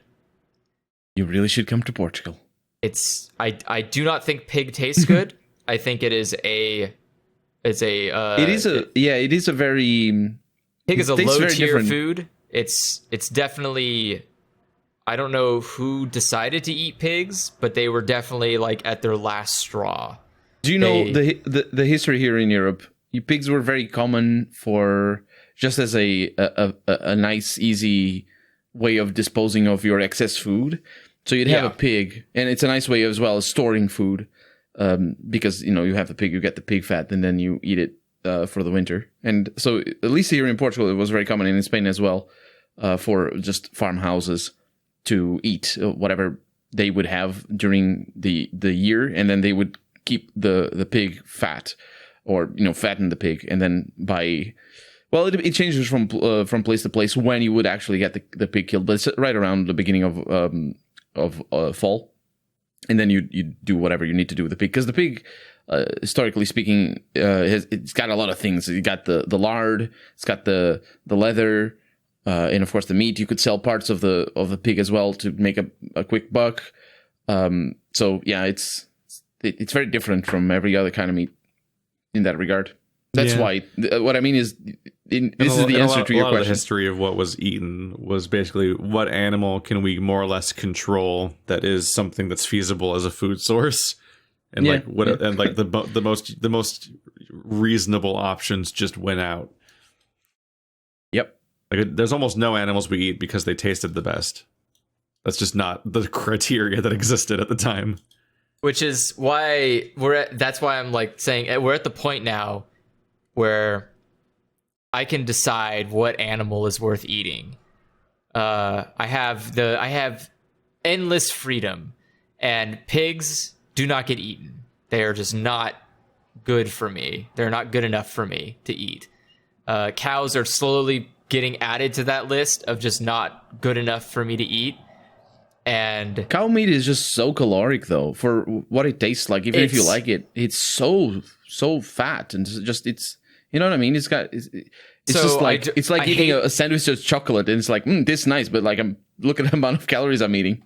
I hate the consistency of steak. I think steak is one of the most confusing things. Like it baffles me more that people think that steak has value it triple baffles me that people enjoy eating it. Yeah, I'm with you there. Like, steak is so shit. You sit there and you're like, this was good on the first chew, and the other 50 chews, not great. Kind of wish I could just get rid of it now. A lot of my lifetime is just a history of trying to fit in with the idea of everyone idolizing steak and be like, oh, I have to prove myself as a human by liking steak the way you're supposed to or whatever. And then just eventually realizing like, no, I'm never going to like this. I hate this. And then there's an extra level of bafflement with both steak and like wine, where it's like there's this entire elitism. There's like an entire elitism tied to like the correct thing and the taste and so on. And people buy into it so heavily. Like even Stephanie, who doesn't eat meat, will talk about like even I know the correct way to have a steak is medium rare and stuff like that. It's like and then people always talk about like having it like I want it to still be mooing. I want it to be bleeding and everything. And it's like all this weird fucking rhetoric, and it's like, nah, all these are not good. None of these are particularly good as a meal. I'm not an expert, but I think the whole thing about medium rare has to do probably with tasting the quality or perceived quality anyway of the meat, rather than how good it is. People will be like, oh, this medium rare, and they'll enjoy a more expensive steak. But enjoying a more expensive steak is just like another layer of turning another thing into like a dick measuring contest, where it's like, exactly, there's a correct steak and an incorrect steak, and like whether or not you can tell and have the correct opinion is a matter of your own class and status in society. And it's another way to measure people again. And I hate the entire concept because I like lobster medium rare. Makes sense. I think lobster's a great dish. It's delicious. You can eat a lot of it and even get sick off of it because it's so good you don't stop. I don't like crab or lobster or shrimp. Lobster. See, I think seafood to me is like the top class. Like anything you eat from the ocean is going to be 100% better than anything you get on land. The thing with food is that you like what you like, and for example, I like medium rare steak. Well, I mean, it's not one of my favorite foods, but I like it. But probably every time I eat steak at home is always as thin slices of the cheapest part of the cow, and I go for it. Like it's not crispy, but it's almost there, and it's hard meat, but it's just thin and it's easy to eat like that. And you just put good gravy on top of it and just some nice potatoes, and it goes well with salad. It's fantastic. And just fries, whatever you want. It's good. It's good. And as long as it's got gravy on it, it's tough, but it doesn't matter. It's like eating, I don't know. It's good. I prefer it that way actually, rather than the medium rare. Because the medium rare, especially if you're not used to where you're eating or where you're getting the meat from, it's a gamble. Because sometimes it's not good meat, and it's like, ugh, it's not good. But other times, yeah, if you like it, you like it. Pretty much. I mean, yeah, I'm not one to. I don't have really any opinions on meat that people or anything that people can and can't eat. It has to be real food. That's my stipulation. So like fast food is an actual food, but sure, keep selling it. Talk about it. I guess that was like what I said earlier was like a great example of the idea of people just kind of repeating things uncritically that they just heard. It's like an amazing example of that is the idea of like Stephanie echoing opinions about meat she doesn't eat. Yeah, like upholding like a shared interest and ideology that people have agreed on is like the correct way to do a thing when it's an entire thing she doesn't engage with. Like, yeah. What part of the brain makes people do that? It's like some people see. It's like what some people see whiskey is like. You're supposed to not like it. I mean, I don't know. That's the thing. I see a lot of people who don't like drinking whiskey, and I can tell easily. I'm convinced. Okay, so they're trying to prove themselves to be classy or whatever, or like or the kind of person that would like whiskey because there's like some kind of perceived like status to drinking whiskey of some sort. Yeah. I like whiskey because it works good as a chaser. So, or not as a chaser, but it works good with chasers. Like it's great that you can mix it with certain drinks. But some people will be like, that's sacrilege. I would never just drink whiskey straight. Like, what kind of fucking... Some people will be like, what? You mix whiskey? That's not yeah, how you dude, do. whiskey sucks raw. Whiskey super sucks raw. Some whiskey is good. Some whiskey is good raw. But Look, if you like it. If you don't like it... There's only one thing that should burn when you consume it, and that is spices. If you're consuming a spicy meal, it should burn because that is normal. Drinks should not burn my throat when I drink them. You know what burns my throat when I drink them? Acid. That's what burns my throat. That's where the taste comes from. I drink so little that I always get offered drinks by people that are like, you won't even be able to taste that it has any alcohol in it. It's so watered down, or it's so this or that, and it's like, you don't understand. I don't drink alcohol. Like, you put alcohol in anything and then give it to me, I immediately notice it, because people are like, that are used to it, don't even recognize anymore that alcohol makes drinks feel different. Oh yeah, like, it changes the texture. Like, everything I drink in my life feels like water with like flavor, maybe sugar water, maybe like there's basically two things. There's water, and there's like chunky water, which is like juice with pulp and whatnot. And then there's like soda feel, which is that weird sort of bitey carbonation. But alcohol and anything that contains any alcohol has like this weird, like, rubbing alcohol, gasoline, oily sort of smooth thing that's like really uncanny and creepy if you're not used to drinking it. Sweetness. So I detected instantly like a king being poisoned. Like, I can't not immediately notice it every single time, and people always swear I'm not going to notice it, and I'm like, you don't understand. We've done this dance so many times. Even beer. Beer. I'll notice beer, but it's different from liquor. Yeah, liquor is when people talk about mixed drinks, it's different from beer technically. Oh yeah. But yeah, all those things, all the mixed drinks that people claim, you won't be able to notice the thing that's in it, be it whiskey or whatever, or rum or whatever. Every single time, it's like I can feel it. I can physically feel it. It's like rubbing something and like being like, does it feel like linoleum or dog fur? It's like, it's a different feel completely. Like, it's not. This is not orange juice. This is orange juice with a trap in it.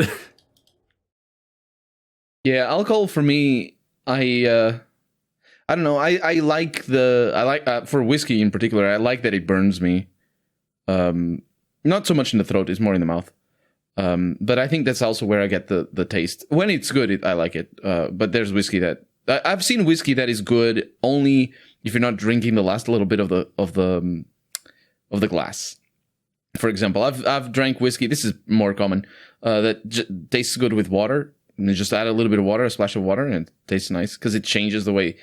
There's some science behind it. I saw a headline once explaining what it was.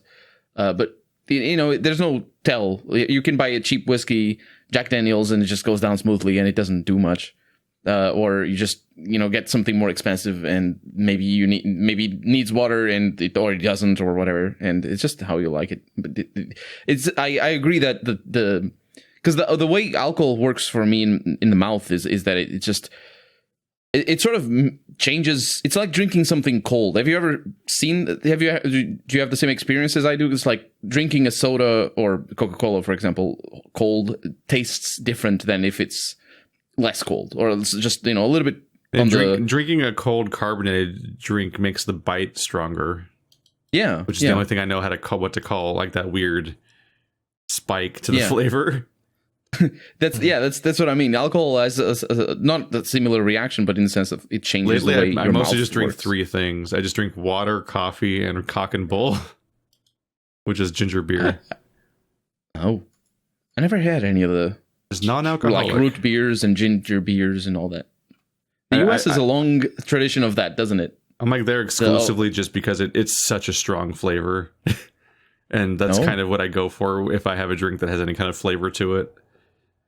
It has to be a really specific kind of strong flavor too, because if it was just like, wow, I'm unbearably sweet, then it's like, I want to throw up.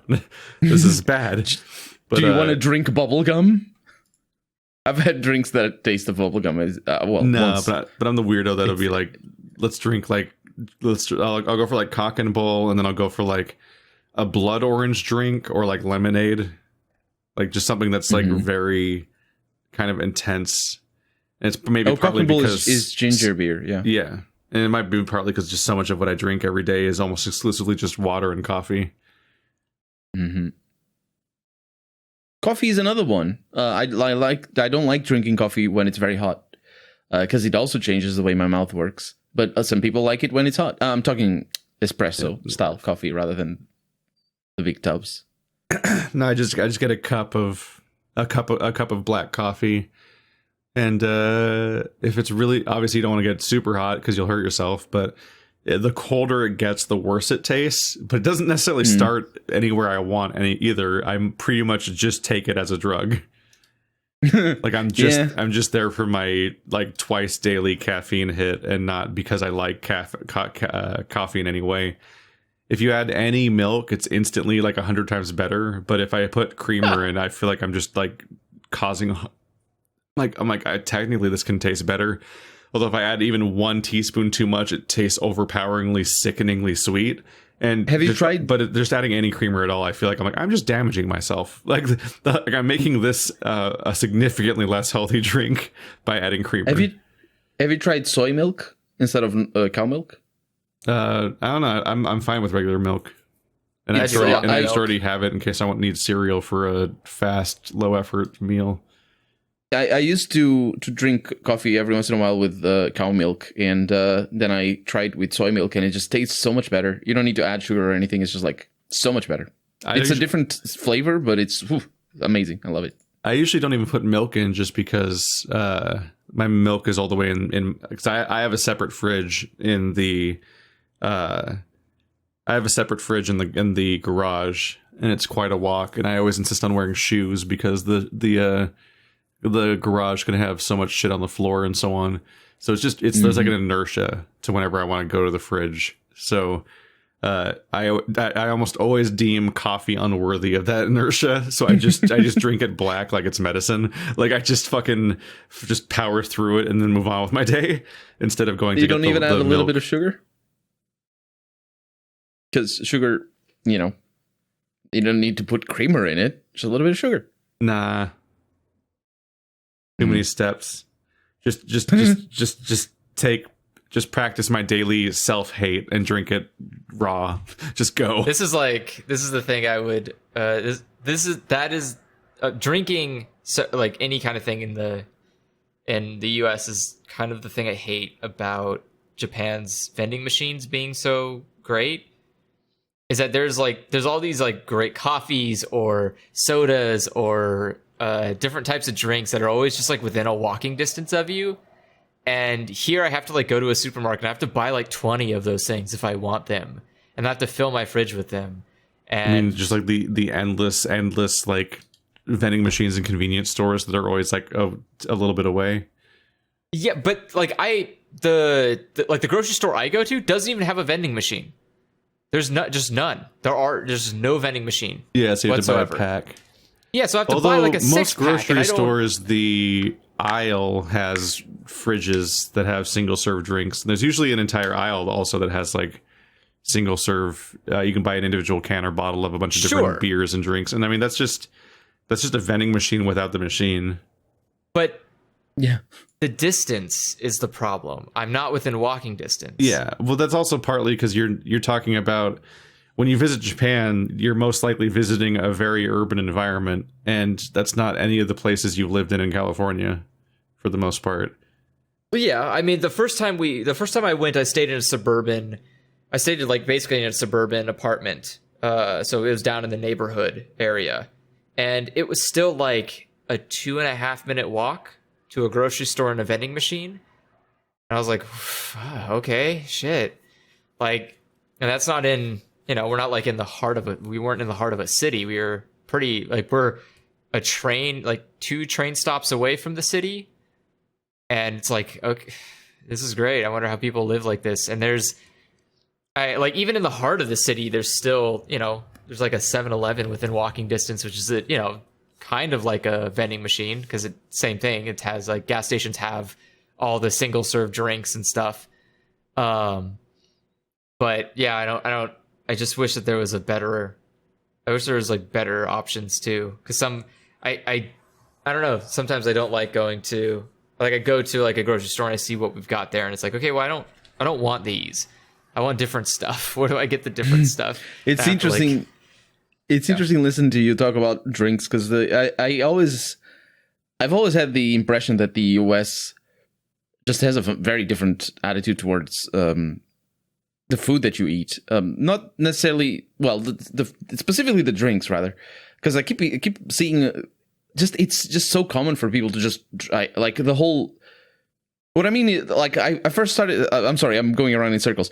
I first started to think about this when I was introduced to the idea that there are people who are Coke people and Pepsi people. I drink Pepsi and I drink Coke, and I'm like, well, I drink whatever they have, basically. But that when I say that, I'm not really realizing that, you know, Coke people or Pepsi people, they buy it to drink at home.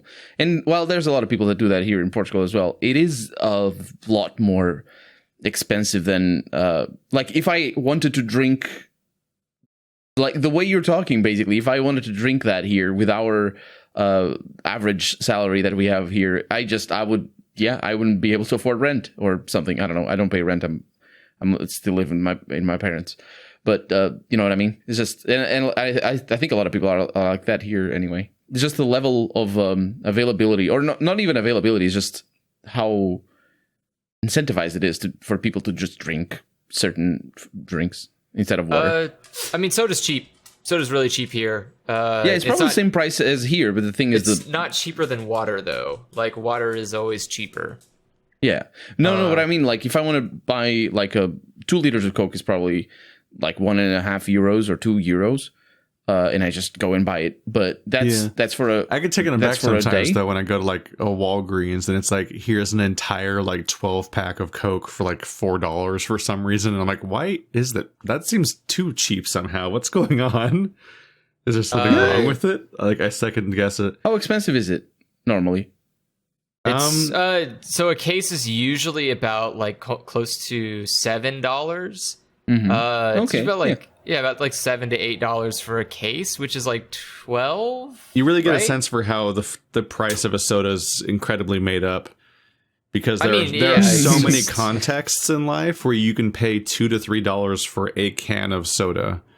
Yes. And then there's other contexts where you see that same brand and it's like a case of like 12 to 18 cans, and it's like the price of where you elsewhere could have paid for like 2 cans. And it's just like it's highly variable because it's how a lot of places make their money, and as a result that it really fucks with your mental image of how much it costs as a product. That's on what purpose. What I'm saying is that at least here, like I grew up always seeing and knowing that a lot of people, like, even if you pay €50 a month for the drink that you're going to drink, that's prohibitive. That's like, people don't do that. Some people might if they're well off, but it's not very common for like, here anyway. And in the US, I get the impression that's more common for people to just normally pay that, or maybe even more. I don't know. So it depends. Like soda's really, well, obviously we are the biggest producer of soda. So it's really cheap here. You can there's often times where you can find like for 24 packs, you can get a buy one, get one free deal where, hey, pay like, it's like 15, or not 15, I think it's like $13 for a 24 pack. And then you just pay like the tax for the second one, and bam. And people just do that. You can just you could stock up. You could have like 48. I used to do that for Fanta. I used to drink, I hate Fanta. I used to drink at least like 3 cans of Fanta a day. Would you say that it's not your fantasy? It's Fanta's great. I love Fanta. Orange Fanta's the best Fanta. Oh my god, it hurts my brain just to think about the taste. I hate it. It's great, isn't it? It's it's so disgustingly sugar. It's like syrupy and sugary, and it's awful. That's true. And I love it. It's great. It's like every drink, you feel like you've killed yourself more, and that's why it's great. My drinks usually hurt a little bit. Yeah, that's the point. Like San Pellegrino. Oh god. So San Pellegrino lemonade and stuff. Yeah, That's a fucking spike. those are very strong. Those are not recommended for your diabetes friends. Like, Oh, and that's the other thing. It's like that. It's also so much sugar. I exclusively drink sugar-free drinks.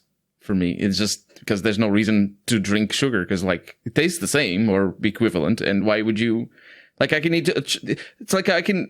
What would I rather do? Drink a can of soda and not eat a, I don't know, sandwich or something, or I drink a can of diet soda and I eat a sandwich for the same calories. Yeah, I guess. I mean, that's the thing is soda exists as a pleasurable thing, not as a sustainability. I'm not drinking soda because it's going to quench a thirst or it's going to keep me alive. I'm drinking it because I just have this urge to do so. But you don't need the sugar for it, though. I mean, unless you really like. But that's the thing. It's not about the sugar. I'm not getting it for the sustainability. I'm getting it just because I have an urge to drink it. So, like, if I needed sugar, Andrew's also real specific because he has to play keep away with all the caffeine. Well, that too. He Yeah, has to carefully buy the right thing or suffer. Yeah, like a good example is the soda that I drink the most frequently is the Ramu. The Japanese soda with the ball. Yeah. It's at my local store. It's just $1. It's $1. They come in like 7 flavors. They're all delicious. So I just go there and I pay. Those are also pretty small drinks. They're fairly small. They do have a lot of sugar. They still have like 26 grams of sugar. But they're like, again, I have them. Sugar. I have them like maybe once. Maybe I have like 2 a week is the maximum, and that's it. So I sometimes will have an urge, like I'm eating a dinner or something. Like, you know what, it would really go good with soda. I go in there, I grab a soda, drink a soda with my dinner. The end. Like that's it. It's not something I drink every day because I don't want kidney stones. And and it's, it's not it's not feasible. Like even if it's for $1, what, I buy 7 of them, that's $7. I'm paying $7 for 7 sodas, which are gone in like less than 7 minutes. So like, what is the? I ended up in a rabbit hole that I'm confused by. Uh-oh. So I Google image searched cock and bull. Oh God. I was just talking about it. And after scrolling past a bunch of bottles, I got a romance novel with 2 guys with bare-chested, and it says cock and bull story. And it has a silhouette of a bull and a silhouette of a rooster. And so I click on it because it's a Barnes & Noble link. And I read the overview, and it says... And I just want to appreciate the fucking name of this first character, by the way. Toro is a bull shifter. Forced to leave the pro wrestling ring, he works off his aggressions as a street fighter. Galano is a cockerel shifter from a family of famous luchadors. When the irresistible cock meets the immovable bull, sparks are bound to fly, but only if they can fight their way past their own mutual stubbornness. And I'm just like, did somebody write a book about a bull fucking a rooster? The copywriters of this company, man, they need a raise. There's like logistical problems there. I'm wondering about like when they say they have to fight out their problems, like are they doing a bullfight for their problems? I'm just confused because like, do the animals fuck, or is it just 2 guys that fuck, and in separate chapters where they're not fucking, they also turn into animals? But those 2 things are like a Venn diagram with 2 circles that never meet. I think the how idea is the here story is structured? I don't think it's. Oh wait, are they actual? Because that rooster's gonna explode. Animals. I think the idea is that they're 2 guys. Those are not compatible creatures. And I don't know what a cock is. I've never heard someone described as a cock. I know neither a bull either. I don't know what that means. No, well, he was called. The first sentence is Toro is a bull shifter. I think that means he turns into a bull. So the other guy turns into the cock, right? And then somehow they do it. And that sounds very dangerous to one of them and not the other one. They must not. They must not do it in animal form. It must simply be a like. It's just there's two separate stories happening. One where two guys are going at it, and one where they can turn into a bull and a rooster to go on adventures or something. I think it's like I think it's like reverse furry, where someone's like, well, I don't want to watch animals fuck, so they turn into humans and then they fuck and then they turn back into animals and go on adventures. Yeah, I'm just like I'm just so confused by the idea of this story. Yeah, that's weird. Yeah, I don't know. Don't. Wow, that's like. Don't that Google is some that, level of that whole reverse furry thing is wow. Can you imagine Sonic the Hedgehog but that? Sonic the Hedgehog just turns into a man and has sex with the lady from Sonic 06, then just goes back into Sonic's like, I just feel more comfortable this way. Yeah. Gotta go fast. God, I imagine him nightmare. like turning into a human and he's just like a prepubescent, probably in his like 15, 16-year-old with blue hair and he like has he's just ninja. Basically, yeah, he just like shows up and he's like, isn't Ninja hey! like 20 something? Ninja's like I don't know what he is. 48. Is he 48 years old? He's not 48 years old. That's impossible. I said it in a way that no, he's not. I'm sorry. No, he's younger than me. He's 29 years old. Yeah. But it's kind of interesting that you believed me when I said it like that. I mean, that's why I looked up immediately. There are some weirdly there's people who are older than you expect, like like Dan Avidan, where I'm like when he joined Game Grumps, he was like 40 already, and it's like, excuse me, how? What? Wait, you somehow look younger than Aaron, but he's very old. Dan is 40? He's well past that now because he's been on the show forever, I think. No, he's 41. He's 41? Yeah. Holy shit! I did not realize that. That fucks with you, right? Talk about growing up. I'm 41. That makes me I did way not more realize that. uncomfortable about his. Okay, well, never mind. It's a whole nother problem, I guess. Yeah. All right, that's fine. Wow, I can see. Yeah, wow. This has not been great news for me to find out. I don't know anything about this. Yeah, it's fine.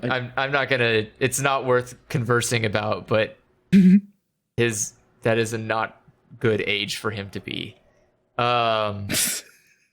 41 when your age is not good. That's crazy. He does not look 41. So good for him. I don't know what he does. Drugs. Bathe in children. I'm trying to like find a way to not think about the problem in my head. How old's Aaron? He's like 32, I think. I think he's only like a couple years older than me. He is 33. Okay. Yeah. Okay. Whew. All right. He was always just like slightly older than me. I was like, oh, damn it, we're not quite lined up. That makes You're sense. never going to be quite lined up, although you're catching up to him. Wait, how old is JonTron, though? Why is this for the fucking... He's only 30. Wait a second. This is the well we're going down. Okay, why does that matter? So I'm younger. Wait, John I'm younger is than 30? Yeah, I'm younger than Aaron, but I'm He looks older than 50. John. What a He weird looks world. 50. You apparently think everyone looks 50. Wait a second. I don't trust your gambit. No, Wait that a was the only second. ninja in JonTron. I'm sorry. Yeah, that is a weird place to be in. Like I'm older than John, but younger than Aaron. Why is that a weird place to be in? They're just two people that are 3 years apart in age that just exist. I thought both of them were older than me. I don't know why. I just, for some reason, in my head thought that they were much older because they were successful on the internet when I was younger. And so I assumed that the only people successful on the internet when I was younger were like adults, like older people. So JonTron's like exactly a month older than me. I'm very It's sorry. like down to the wire. weird. Huh.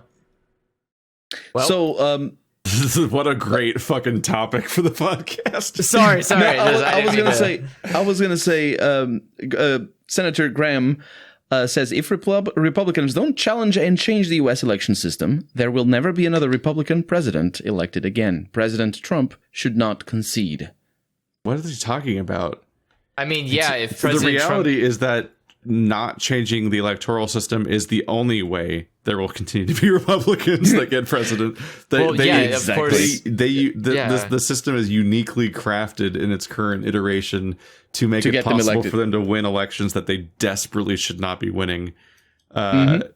The fact that they didn't get all the fucking stars to align this time doesn't mean that they should change it because they're fucked. It's like, no, you don't understand. You're fucked because you're completely being left behind by everyone's progress as a society, and your policies aren't popular.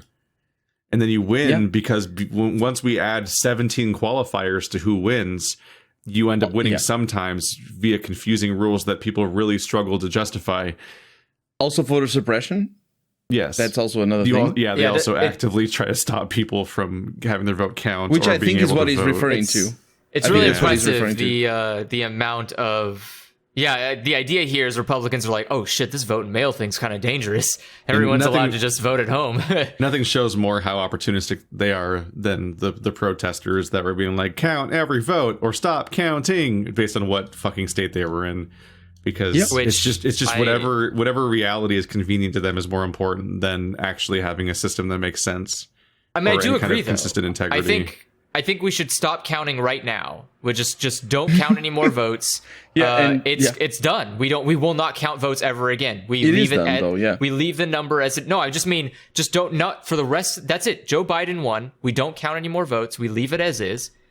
That's it. We win, right? That's what they want. They get what they want. We get what we want. We get a Biden presidency. Yeah. They don't get any votes counted. Everyone wins. We've done it. We've bridged the gap. We did it, guys. We solved politics. We bridged the gap. All you have to do is just take everything they say out of such context that the only argument they have is, I didn't. But that's not. You're assuming that they actually are arguing. It's not. It's a game. That's what I'm saying. You just tell them. You say, yes, we agree. We won't count any more votes. Joe Biden wins. When they make these arguments, they never mean what they're saying as being like what they value. It's just the argument that currently makes them win. Yeah, absolutely. So you're trying to twist their logic. There's no logic. I remember doing that in 4th grade when I played against other kids with my imagination. I said, nah, you can't win because I have a shield. Wow. That's basically it. I've got an anti-force field sword. Well, I've got an anti-force field sword, force field. Shit. Well, I got nothing. I'm out of here. I'm going home. Fuck you, kids. It's interesting. So we brought the subject of the podcast back to the beginning. You did bring up something interesting earlier, though, when you talked about like living at home and how that's more common there. And you hear a lot about that in throughout Europe and in Japan and so on, where it's like significantly more common to have like a multi-generational household. And it's like there's something uniquely like frustratingly American and kind of toxic about this particular idea where you're expected to just get the fuck out and go away when you're around like 17 to 19 and then just immediately strike out on your own life. And you're expected to get your own house, even though that's not feasible anymore. And like, because that was possible. If you don't move out exactly on schedule and live like the American dream, like right on time, then you have this like intense self-loathing because you're failing as a person. Yeah. Here, it's there's still a certain amount of pressure, but it's closely related to marriage. And in my case, it's mostly because I'm poor. Otherwise, I wouldn't be living here. So like it does seem to be more common that in other countries it's more that you when you get married you then move off with that person potentially. Although in some cases, depending on the kind of property they have, there's definitely like multi-generational like Japanese households where the married couple then moves in with one of the sets of parents and so on. My house is like that. My grandmother and my grandfather lived with us all throughout my life because my dad, who's their son, just made a little bit of a house next to theirs, and we're all in the same house. There's like 3 generational households, and it's a very different concept to me. It's definitely interesting to think about because it's completely unapplicable to my understanding of adult life. Like I have never lived for even a moment with anyone that was in my family besides my parents.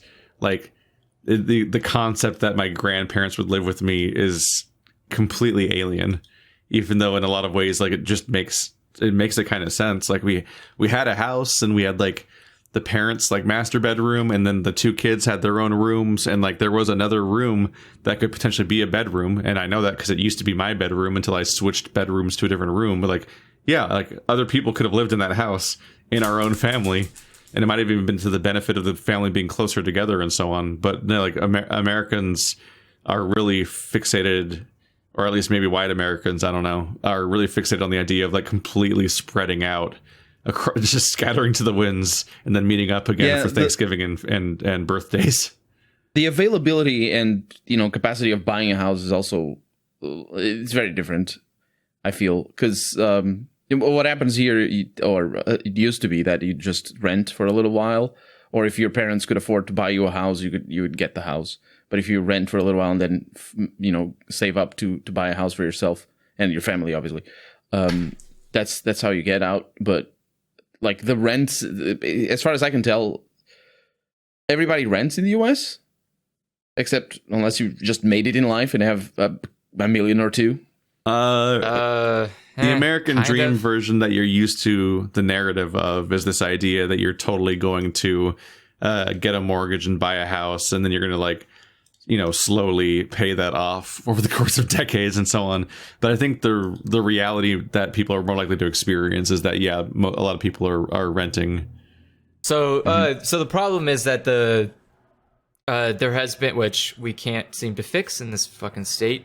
There's a problem with both rent control and the housing market in general. And so in much wealthier states like California, Texas, Seattle, New York, so on, the value of the property isn't consistent with the wages you earn in the state. And so there are houses here, for example, that are not in good areas geographically speaking. Like they're just in valleys and there's nothing there around them. Like there's no good jobs there. All the jobs are in the city that you have to commute to. And those homes can cost upwards to $500,000. And that's the size of home you get is usually about 2 to 1.5 times smaller than a house you would get in, say, Kansas for like $1,500, like for $150,000, and their average wage is not the same. So somehow, like we're making more money, but it's still not enough. And there's no like regulations to prevent ridiculous prices in the housing market, which is the reason why the American dream has failed for most millennials here. Is that when you try to go buy a house, it's like, cool, do you almost have $1 million? And you go, no. And they go, I'm still paying student debt. Yeah. You're like, I have debt from a school I had to go to. I might have had medical bills that I have to pay off. I have a car that I have to get around. And so I have to pay that off. And that's like, $30,000. And then they go, yeah, no, you're going to need like way more money. Like you need to put, for like on average, I need to put down close to $50,000 to $90,000 for a house. And I make less than $60,000 a year.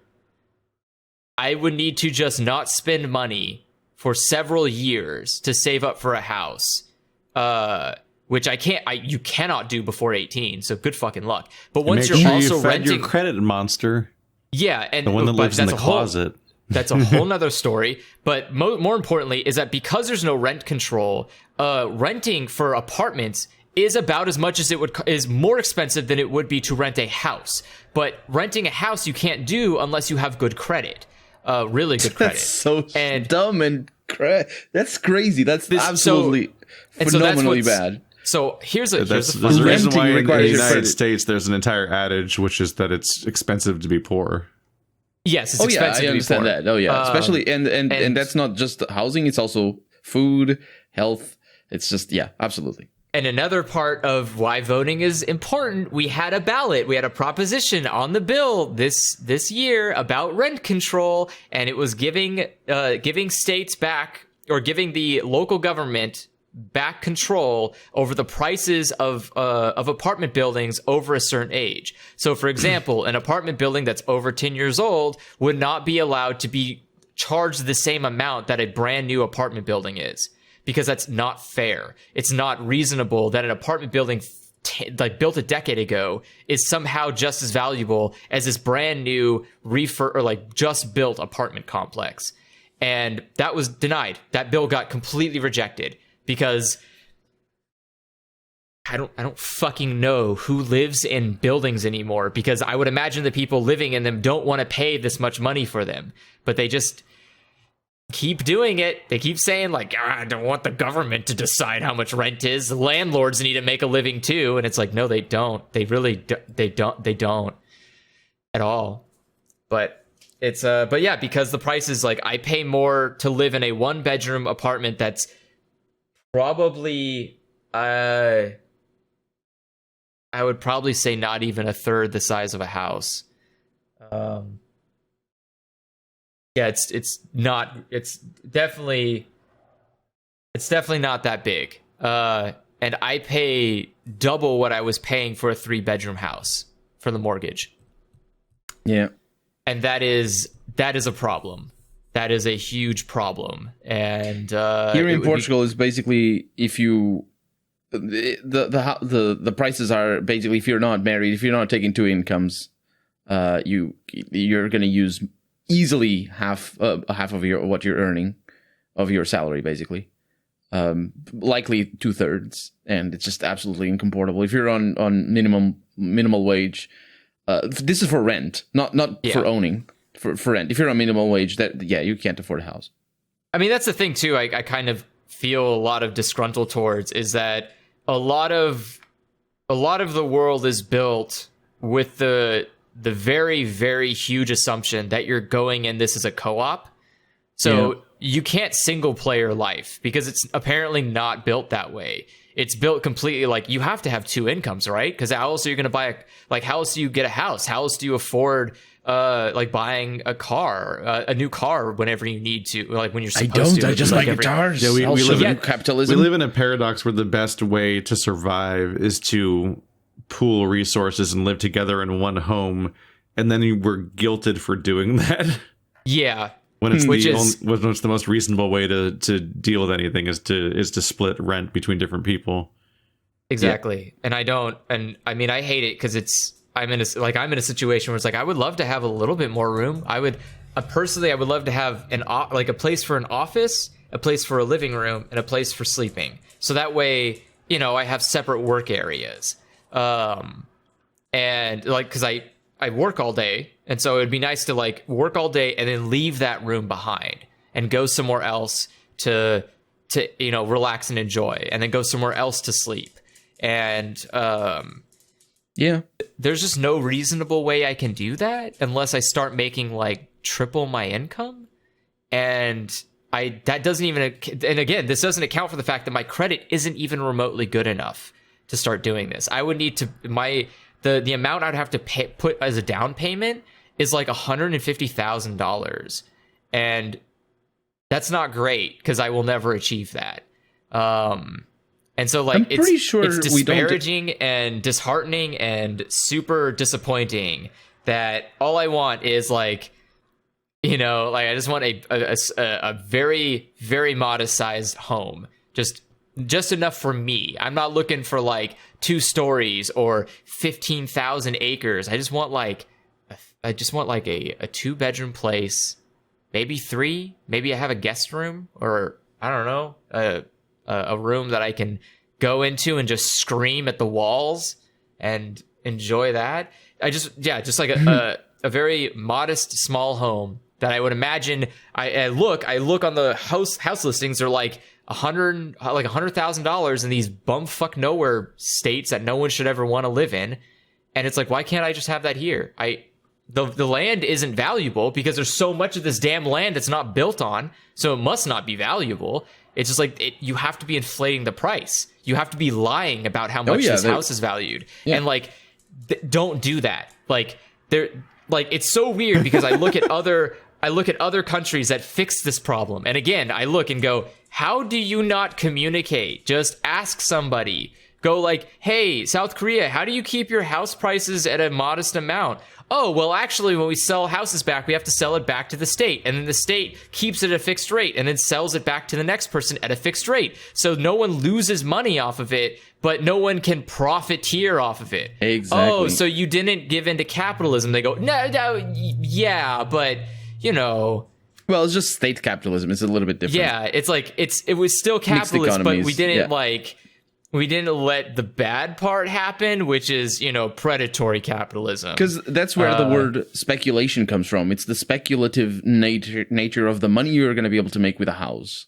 And so that's why house prices go up, is because you're speculating that you're going to be able to rent it for a bigger amount. They're completely Even if you're not weird. It's completely weird. I mean, it's not weird. It's how capitalism works. If it doesn't have regulations, that's what happens. I mean, it's weird to me because the people, I imagine the majority of people living in this state, as an example, the majority of people living in the state cannot afford the homes that they want to afford. Like I would imagine I want to live in my own home. I imagine Keith probably wants to live in his own place. I imagine a lot of people in this state want to live in their own place. So it seems really like weird. More space, but part of me, after having lived with people literally all the time, is part of like I'm going to be lonely. I'm going to be so lonely in my own place. Yeah, it's a big change. But like I don't get how anybody just like enjoys the prices here, and I don't know. I don't get why there wouldn't be a push to make better systems in place. Not from propositions, because that's not going to change anything. Just like your state legislators should be like, yeah, this is kind of a pain in the ass, actually. Like, I got to pay, you know, like, I imagine they're the ones banking their kids through college or through a home. And the politicians are like, yeah, this is reasonable. I want to pay this much money for a house or for college. Oh, they get a lot more though. Like, they get so much more for the campaign contributions and stuff like that. But I'm saying, like, but you still, at the end of the day, you're still spending money. And if you don't have to spend that kind of money, wouldn't you not? If you don't have to spend $500,000 to get a house, wouldn't you not? But then in come the big like real estate businesses and be like, oh, I want to make a contribution. But a real estate business doesn't make a society function. It's the people that live in it. And those people are the ones that you're punishing for the decision of a company. And the company is not what keeps a country moving. It's the people in the country. Suffer. They don't complain. What are they going to do? Vote Republican? I mean, that's the thing, though, is like I'm being facetious. I don't get why. And again, this just all goes back to like the American dream. It's a nice tagline we get in growing up in school of like the idea of a nuclear household. You have 1.5 kids, a husband, a wife, a dog. Shouldn't it be 2.5? You're killing me with nuclear, Andrew. It's a nuclear family. No. At least he's not saying gesturing. It's not nuclear because it's not clear liquid. Nuclear waste is not clear, so it's not nuclear. That's not how it's anything not new works. either. Well, then don't put clear in your name if you don't want to be. You only put clear in your name if you're nucleus. Clear. Oh yeah, well, how come I can see it then? That's not. You can't see it. I can see nuclear waste. I don't need a microscope for it. I can't see a nucleus. I need a microscope. My favorite thing about the band Everclear is they're invisible. Exactly. I don't see them or listen to them, so they must be real. Mm-hmm. Or must not be real? So I've been going for 3 hours now. Yeah, we desperately need to stop. In any case. See you all next time. The funniest thing about this episode to me is it's still going to be less controversial than the one where we talked about Genshin Impact. Oh, yeah. Absolutely. It's the one thing people get mad more about than politics is their fucking fanboy quota choice.